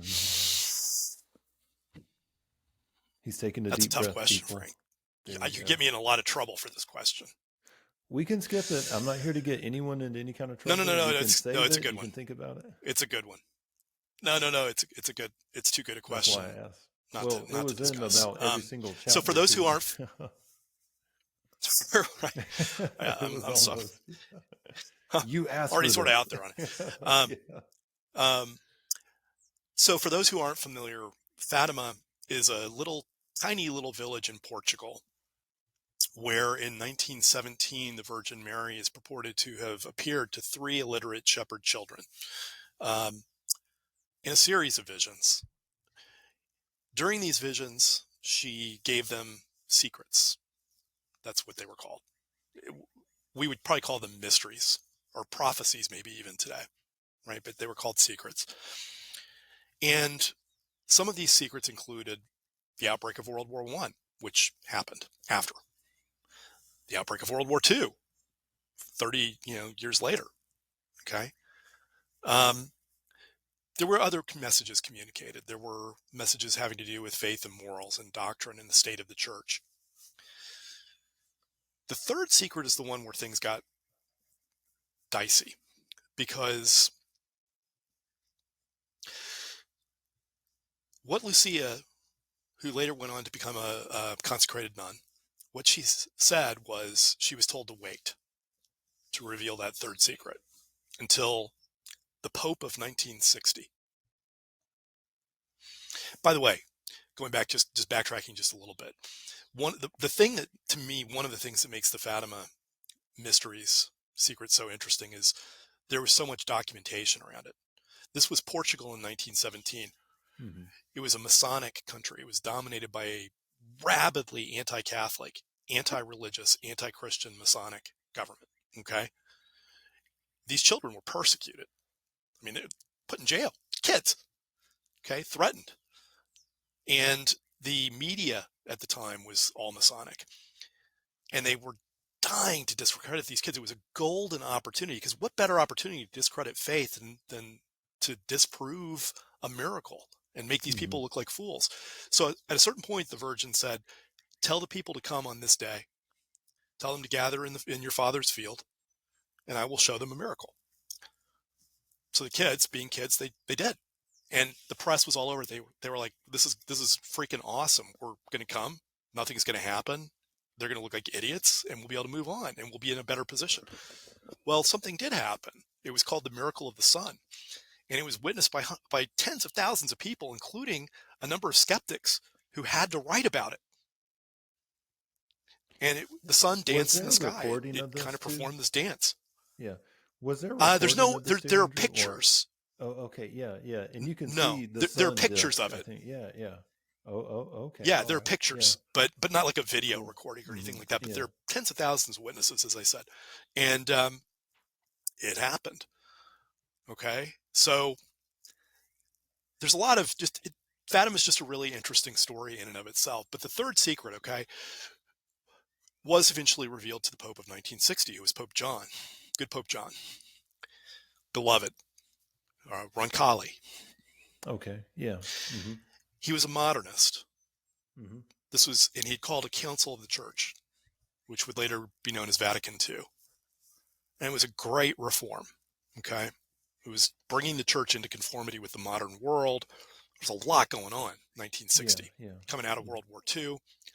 We're dealing now with the Soviet Union, with the threat of global communism.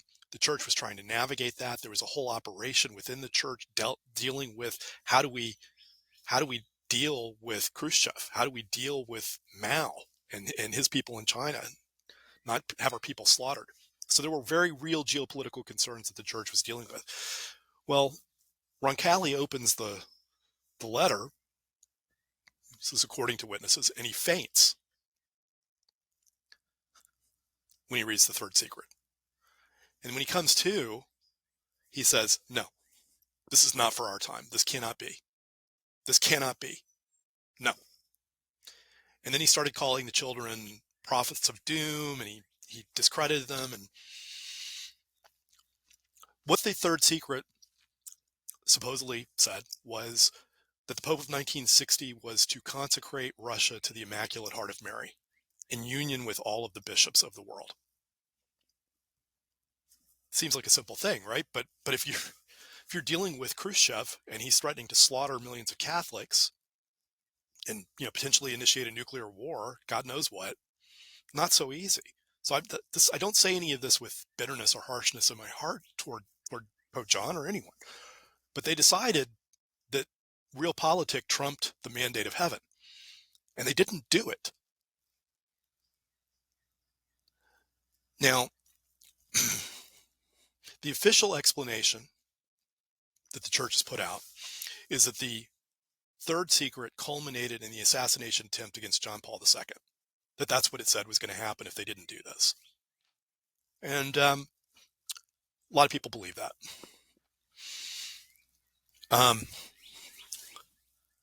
Others have claimed to have read the third secret, and they say, it is so much worse than that, that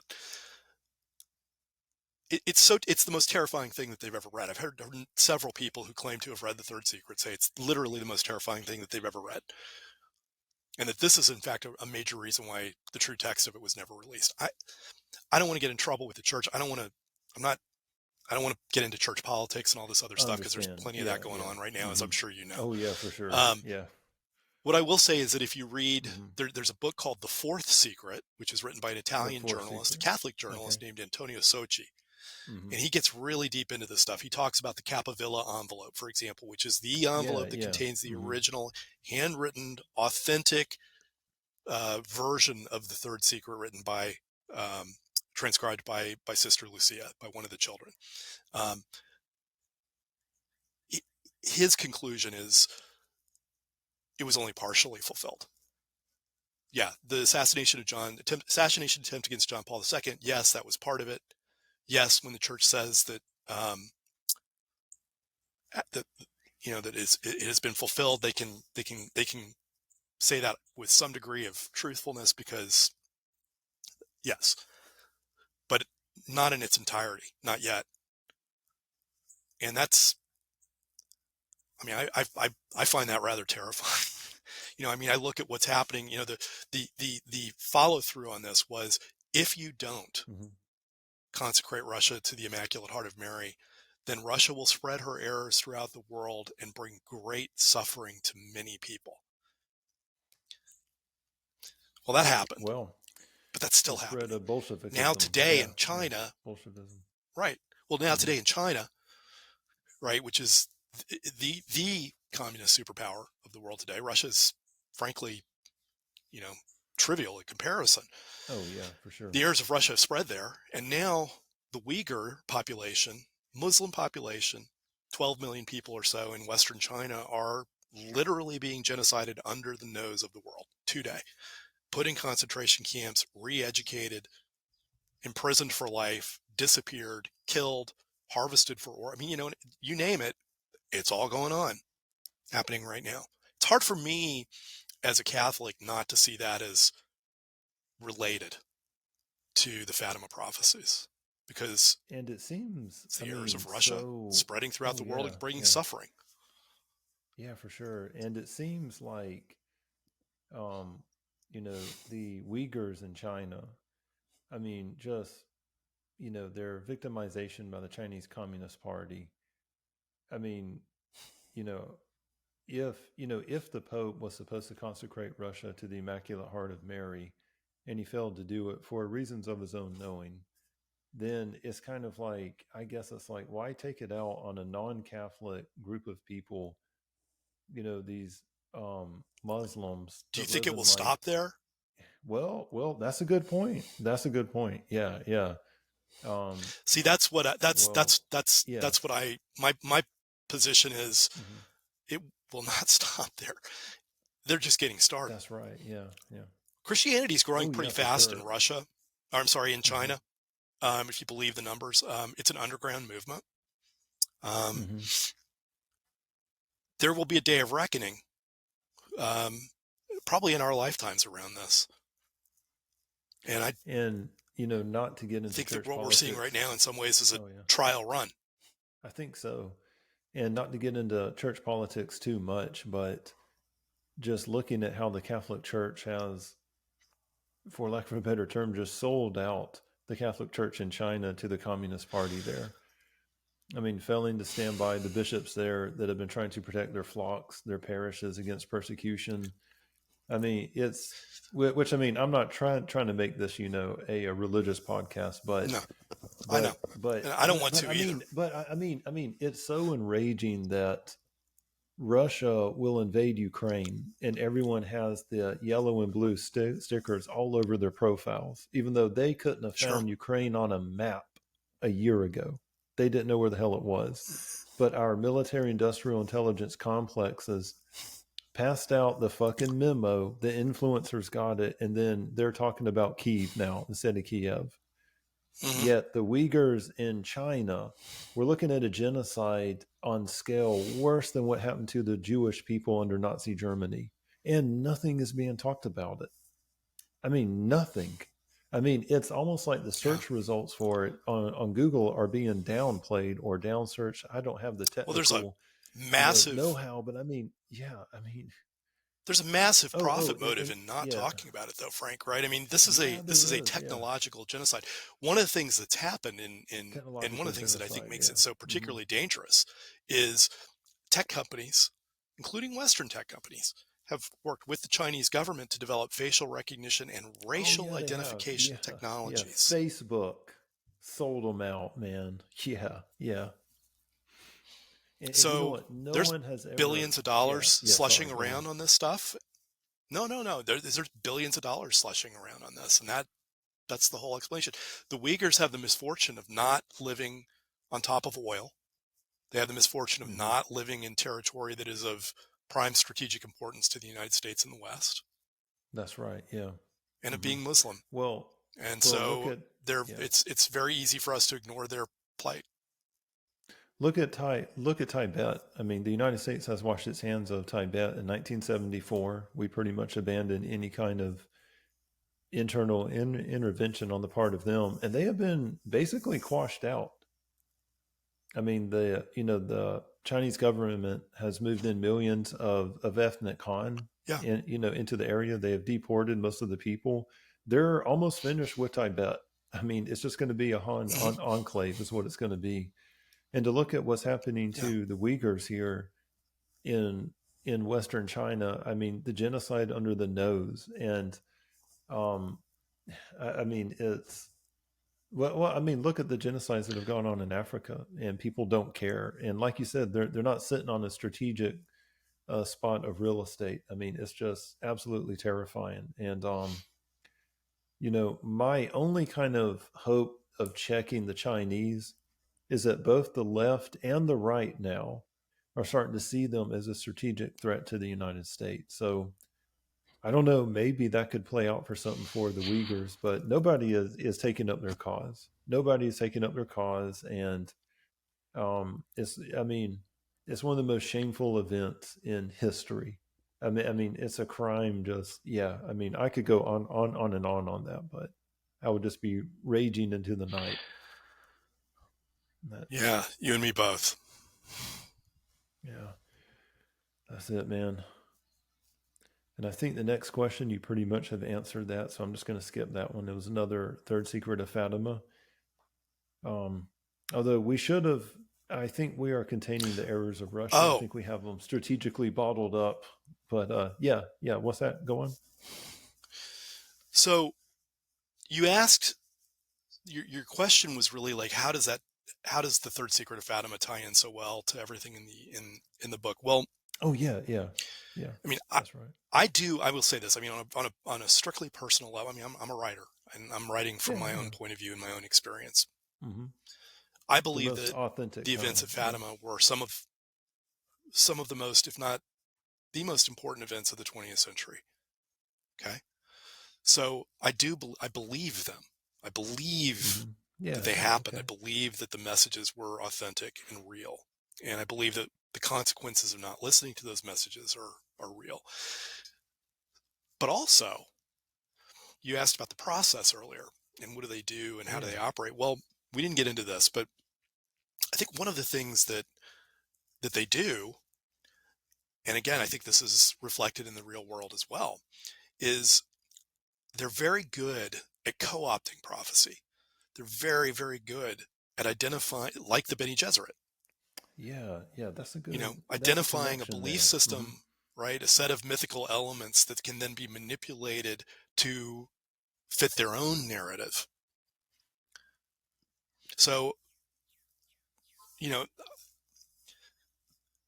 I believe that there's a possibility of that happening also with Fatima. We have to be very, very careful about this, I think. As people who, I say we, I don't know what your position on this is, and I don't need to. It's okay. But anybody who believes in these things, who sort of accepts the idea that there's more to reality than matter, does have to be careful, because there will be people who can use that to deceive you. And one of the things that they're very good at doing is creating this myth of inevitability, like taking your prophecy, your myth, and saying, look, it predicts this terrible thing that's going to happen. Sorry, it happened. That's true. Yeah. The process. That's right. That's exactly what the process did. So on a side note, and I figured I would ask this question as it relates to prophecy. What's your thoughts about the 3 days of darkness prophecy? I've seen this kind of floating around some Catholic chat rooms, and I stumbled upon it when I was trying to look up some references in your book, some terminology. And anytime, the 3 days of darkness is in this book too, so what's your thoughts on that? And where does this come from? I don't know. I'll be honest with you, Frank, I don't know as much about that. I really don't. Okay. Like I know it's out there. I know it's part of the zeitgeist, part of the discussion. Um, in this book, I think, I hope that it's an open question as to whether it's a Mm-hmm. fulfillment of that prophecy or a hijacking of that prophecy, right? In the service of an Yeah. inevitabilist Yeah. Mm-hmm. narrative. Like, again, you said 3 days of blindness will happen. 3 days of blindness Yeah. happened. You're screwed. Exactly. Yeah. you know, Mm-hmm. you know what I'm saying? Yeah. So, it was for the book anyway. It was interesting to me more in that way, without getting into the details of it or the reality or non-reality of it. I just don't know enough about it. Okay. That's certainly fair enough. For the next question, does the late Father Malachi Martin live anywhere in Our Lady of the Artilects, either in allegory or inspiration? Yes, very much Awesome. so. I figured. Um, Yes. um, Malachi Martin, for those who don't know, was a Jesuit exorcist, linguist, Hmm. advisor to popes. Supposedly a member of the Vatican Secret Service. Just a you know Catholic James Bond, you Oh know, yeah. in a lot of ways. Yeah. But he wrote some great books. He was a brilliant guy, brilliant writer. He wrote a book called Windswept House that in the 1980s foretold in great detail almost everything that happened in the church, has happened in the church in the last 30 years. Hmm. He wrote also books about John Paul II's geopolitical strategy that turned out to be pretty accurate. He wrote a book called Hostage to the Devil, which Oh yeah. is Yeah. Hmm. first person account of several exorcisms in which he was involved. Um, for me, he was deeply influential. I think he was a very brilliant and holy man. He played a role in my eventual conversion to Catholicism just through his Oh writings. wow. Oh, okay. Um, Cool. the theology of exorcism in Hmm. in my books is 100% based on him and his writings. The main character in my book is Gabriel Serafian. Well, Malachi Martin wrote fiction sometimes under a pseudonym of, I think, Michael Serafian. Um, you will find character names in common between some of my books and his books, and that's intentional. Um, so yeah, I mean, I tried to put as many Easter eggs in there as I could, because I have I was kind tremendous of love and yeah. admiration for him. Well, that is awesome. I first ran across Father or the late Father Malachi Martin when I was listening to an old Coast to Coast AM with Art Bell that was being replayed in like Those were 2009 or awesome. 2010. Yeah, yeah, I loved it. Those And were awesome. you know, Art Bell said he was his best guest. yes, yes, he said that, and I believe that the Yeah, two of them that they had a friendship too that lasted for most of their life. Like they corresponded, and they definitely. spoke a lot after that. Yeah, and whenever I was listening to Yeah. Martin when he was speaking, you could just sense the goodness kind of oozing out of the man. Just hey, there's no hidden agendas with me. This is what I've got, and he really cared about the person he was talking to. I mean, that Yes. was really really cool. Really cool Yeah. thing on him. Yeah. No, I'm sorry he's no longer with us. Same here. Boy, I bet he would have a lot to say too in these times, especially. So you're gonna have to help me with some of the pronunciations here, but I'm gonna. This was a question that was kind of not. It was knocking around in my head as I was reading. Now I'm gonna take a little.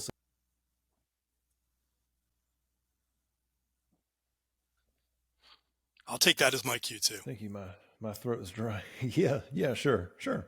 That's it. There is nothing wrong with that, my man. Whatever helps get the creative juices flowing for the stories and everything. So one of the That's compelling my excuse characters anyway. for me. Oh yeah, yeah, sure, man. One of the compelling characters for me as I read your novel, it was the Uyghur Sufi Tilliwadi. Is that how you pronounce his name, or is it Tilliwadi? Ilham Or Tilliwadi.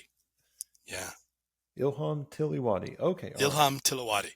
It was him, Ilham Tilliwadi, and Praetor Mambu. Okay, all right, cool. Namono And and Bambu. Praetor Mambu, Mambu. That's it. Yeah. And I Mbambu. enjoyed how each of Yeah. them in Mimbambu, right? Mim, uh, Mimbambu. Is that it? I'm sorry I about think that. it's close. Okay. All right. Um, so I really enjoy how each of them embodies a manifestation of human power. On the one hand, Hmm. we have uh, Mim Ambu. Sorry about that.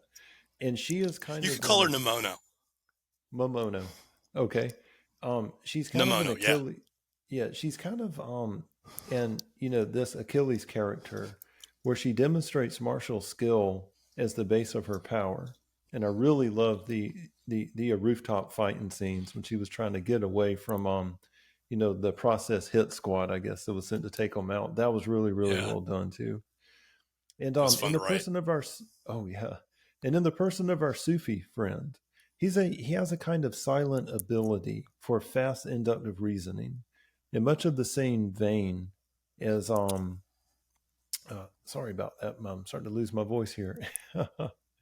As Odysseus from the Iliad, and this gives him a Hmm. kind of power over other people. Like it was really, really cool. He was a subdued person, but he was able to read the minds of other people around him based on his spiritual enlightenments that he had received.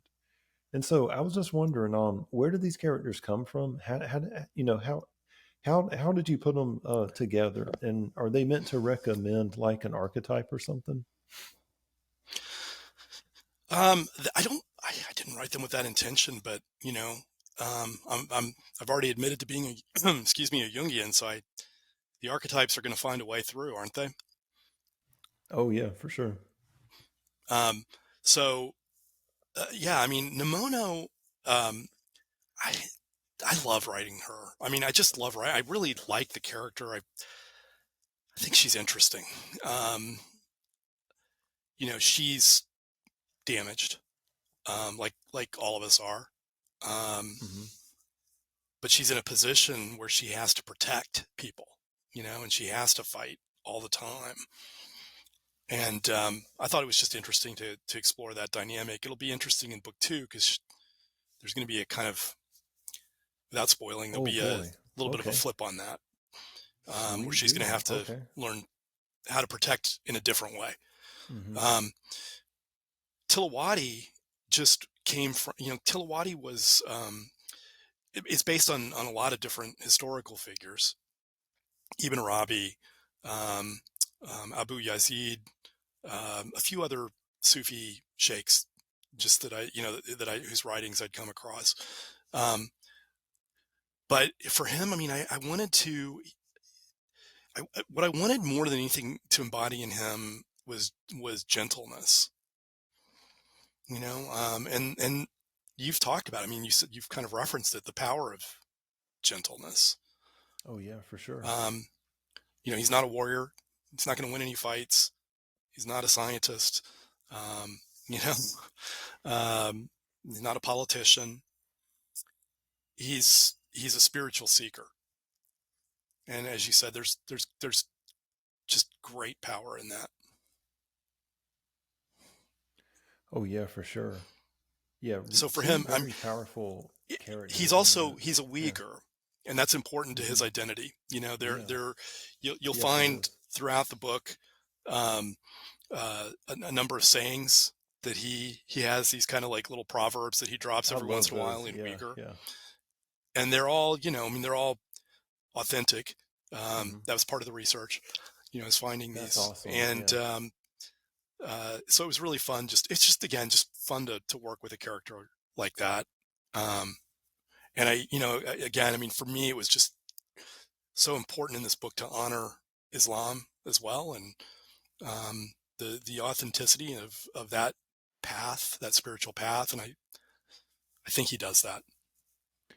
What a bunch of nods to Frank Herbert too, because whenever they were going into the desert, I thought of Paul and his mother Jessica when they were entering, the Arrakis desert for the very first time. And like this, and like the way you described the wind blowing and the sands and all, I was like, dang, I was like, this has to be a Herbert reference. and even Tilliwadi, like Probably. his sayings and stuff. Yeah, yeah. I mean, it's like two, like, she was almost like this Atreides fighter that's learning to adjust to the desert. And Tilliwadi is like this old Fremen, full of like the Fremen ways, like this simple, silent way, this Yeah. stoic way of life of just living in the desert. And as a Fremen said, God created the desert to train the faithful. So I thought that was really, really cool in that. Really great, kind of Yeah. a nod to it. There's a line. So there's a line that is in the book that's coming up, and every time I say there's a line and then I try to quote the line, I butcher the line. So I'm going to Hmm. say from the beginning I'm going to butcher the line, but Oh, okay. it's Yeah, sure. Tilliwadi is thinking about um, the differences between himself and Serafian, and their approaches to things, Oh, and they yeah. are really different. They get along well, they work together well, but they're very different. And he talks about how they both live in a desert of some kind, and in the Mm. desert, it's the experience of thirst that makes all men brothers. Yeah, yeah, that's right. And What a great, yeah. I believe that. I mean, like I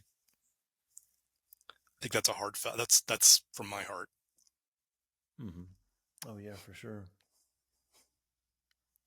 Really powerful stuff. So, moving on to our next question then.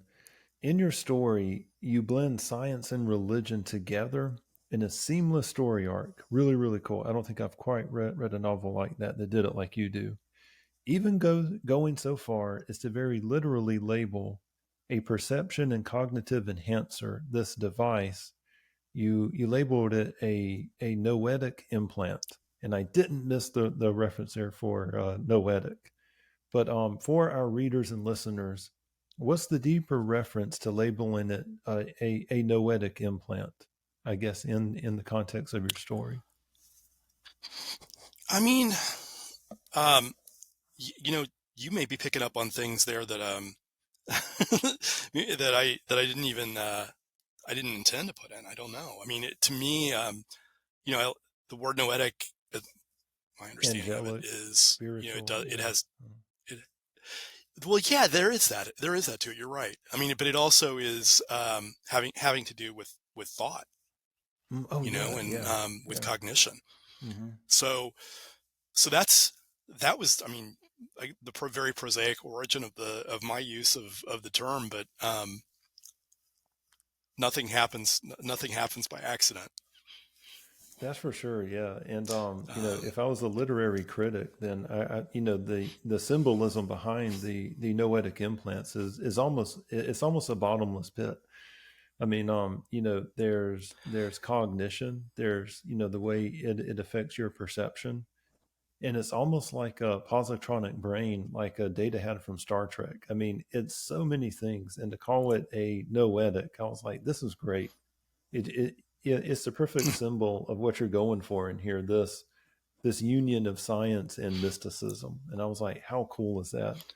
And how this prophecy that may or may not be real, you have to read the book and find out, of 3 Days of Darkness, how the noetic implant is in a lot of ways a catalyst for this. So I'm not going to entirely give that part away. Let's see. We talked about the egregores. We talked about that. What a fascinating thing, man. Chills up my spine again on that.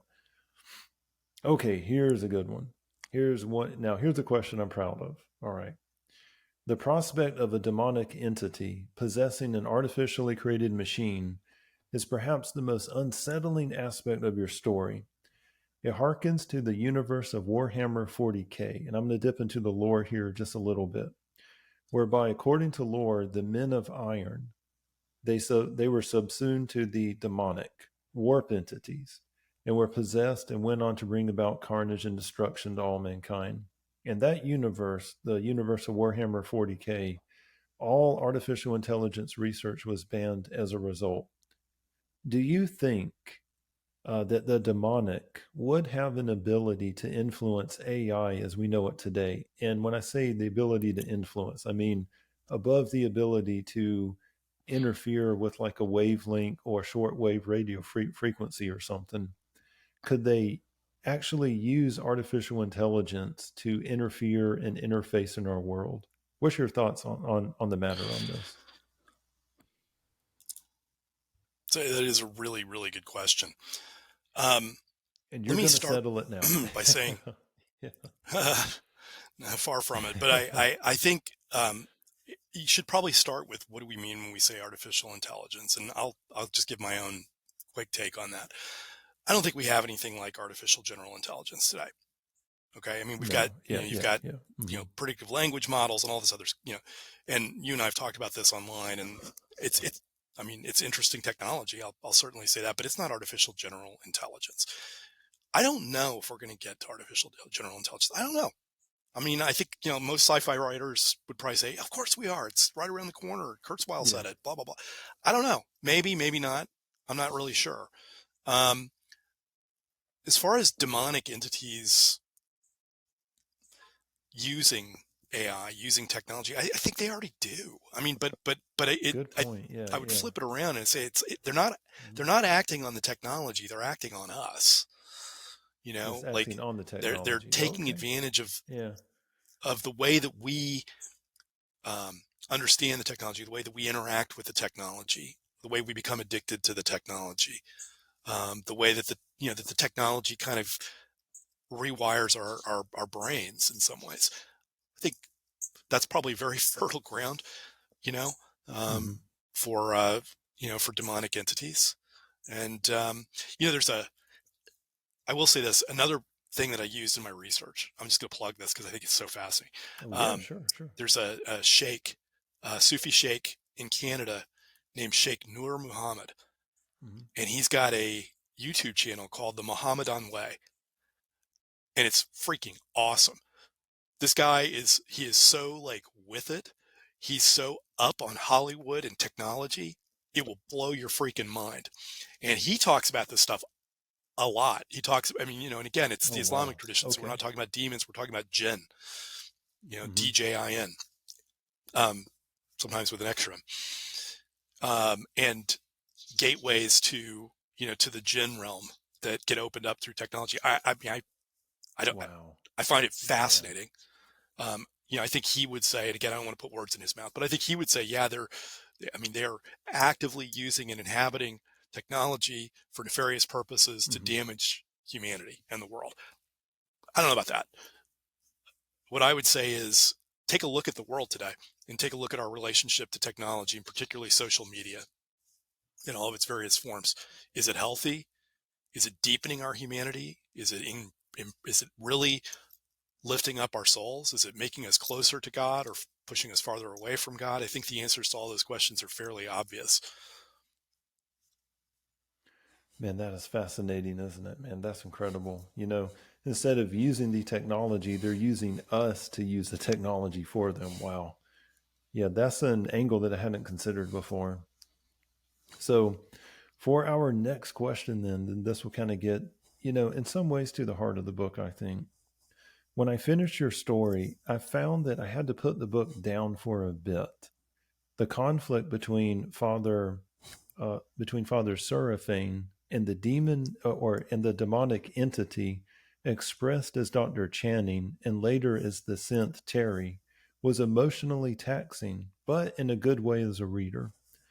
I felt in much the same way as I'd felt after having read C.S. Lewis's Paralandra and the didactic exchange between his protagonist and the also perfectly possessed human by a demonic entity. Both you and Lewis do a great job of displaying Both you and Lewis do a great job of displaying on the one hand the utter hopelessness experienced by a finite creature like us, pitted against a vastly superior intellect, and the almost comical, self-defeating logical loop the demonic entity sinks into when put up against an unchanging truth. One question, though, kept me wondering. How did Dr. Channing fall into becoming perfectly possessed? Did he know what he was getting into? And do you think people today could and are perfectly possessed? And I would like for our viewers to know that really, really quick, though, for the viewers who haven't read the book, this question would arise in a natural way because the author here And Andrew does a really good job of explaining the job of an exorcist and how a possible possession is investigated by the Catholic Church.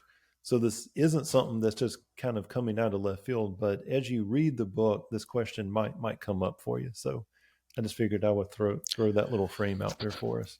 Yeah. So I'll go back to what I said earlier, and that is Yeah. that all of the theology of exorcism, in some ways, I guess the demonology in the Catholic portions of the book are rooted very much in Malachi Martin,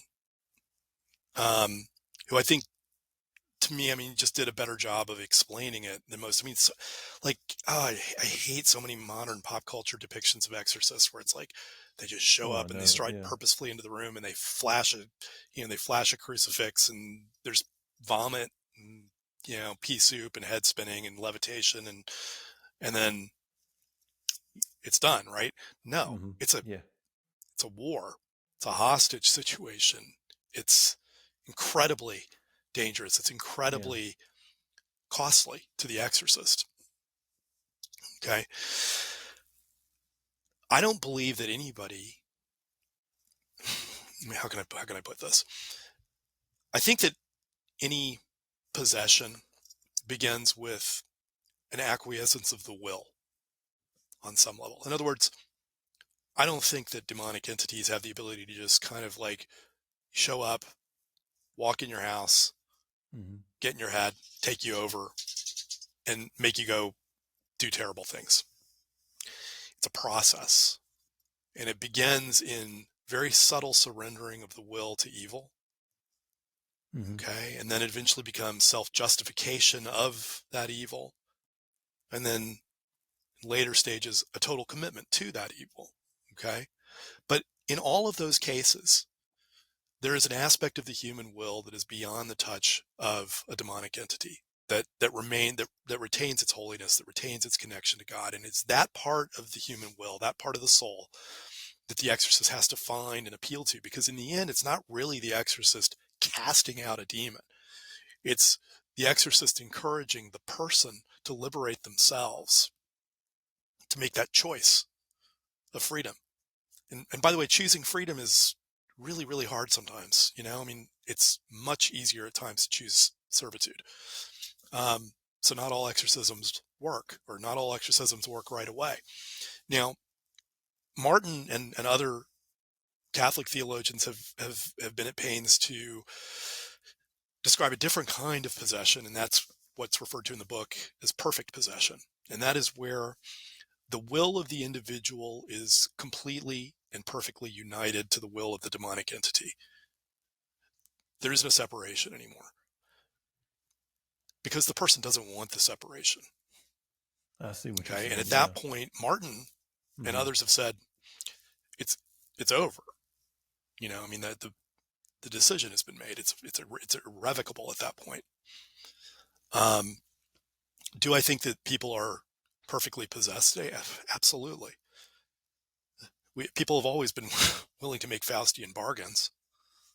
They generally, I think, generally do so because they don't think they're going to have to pay the bill at the end. But some people know that they're going to have to pay the bill, and they do it anyway.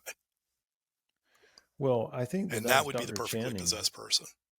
Yeah, and I think that was Dr. Channing. I mean, maybe he knew that his end was going to come, and he just wanted to look upon the synth and like that possession in there whenever he said that it was glorious.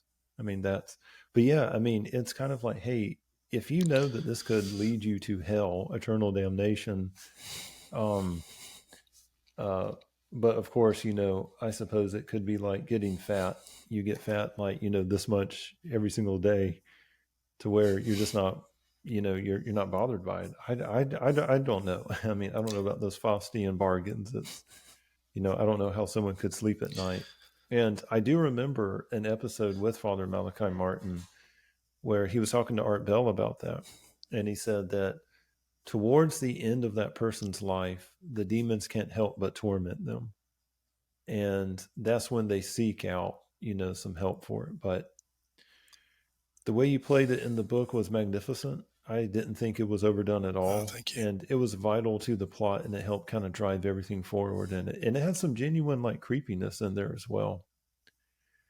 So that was this kind of concludes most of the questions. What were you going to say something? I sense. No, no. I mean, Okay. Um, And I guess the only thing I would say is,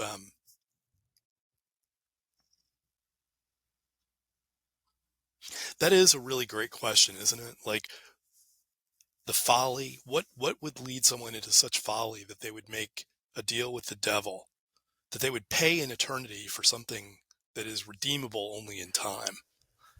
It's a well, really interesting yeah, question. I mean, yeah, yeah, it is. I don't Yeah. know that I can answer it. We probably don't have Mhm. time to get into it today. There's a delusion aspect to it, I think, Mhm. for sure.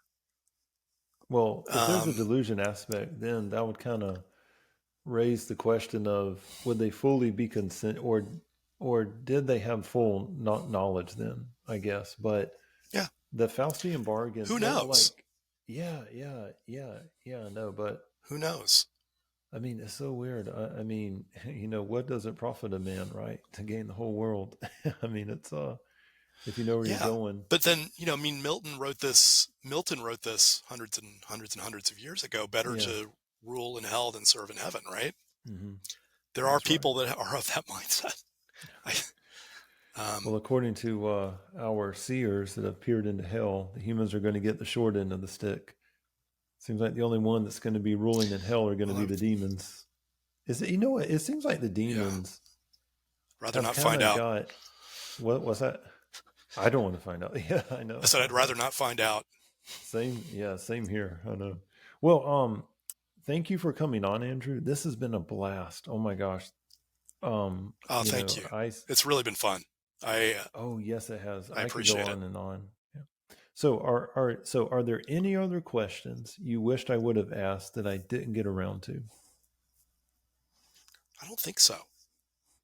No, I think we've covered it. I mean, this Cool. has really been the most in-depth and, from my perspective anyway, rewarding conversation about the book that I've had. So I thank you for that. I This really this appreciate it. isn't Yep, and this isn't going to be the last, especially whenever you come out with book 2 on this. This is going to have to be the launch point for I'm working on it. it. That's right, man. I'm working on Well, it. cool. About Well, a little over halfway mhm. through. Okay, awesome, man. Well, I will let you have the last word, Andrew, and then we will call it quits, my friend. I don't think I don't have anything to add. I just I'm like I Hmm. said, I'm grateful. All right. I hope people, if they read the book, I hope they enjoy it. Um, you know, it's um, it's one person's story. So it's not everybody's going to like it. I know that. That's okay too. That is. And with that, we will leave it off. I really appreciate it. Thank you.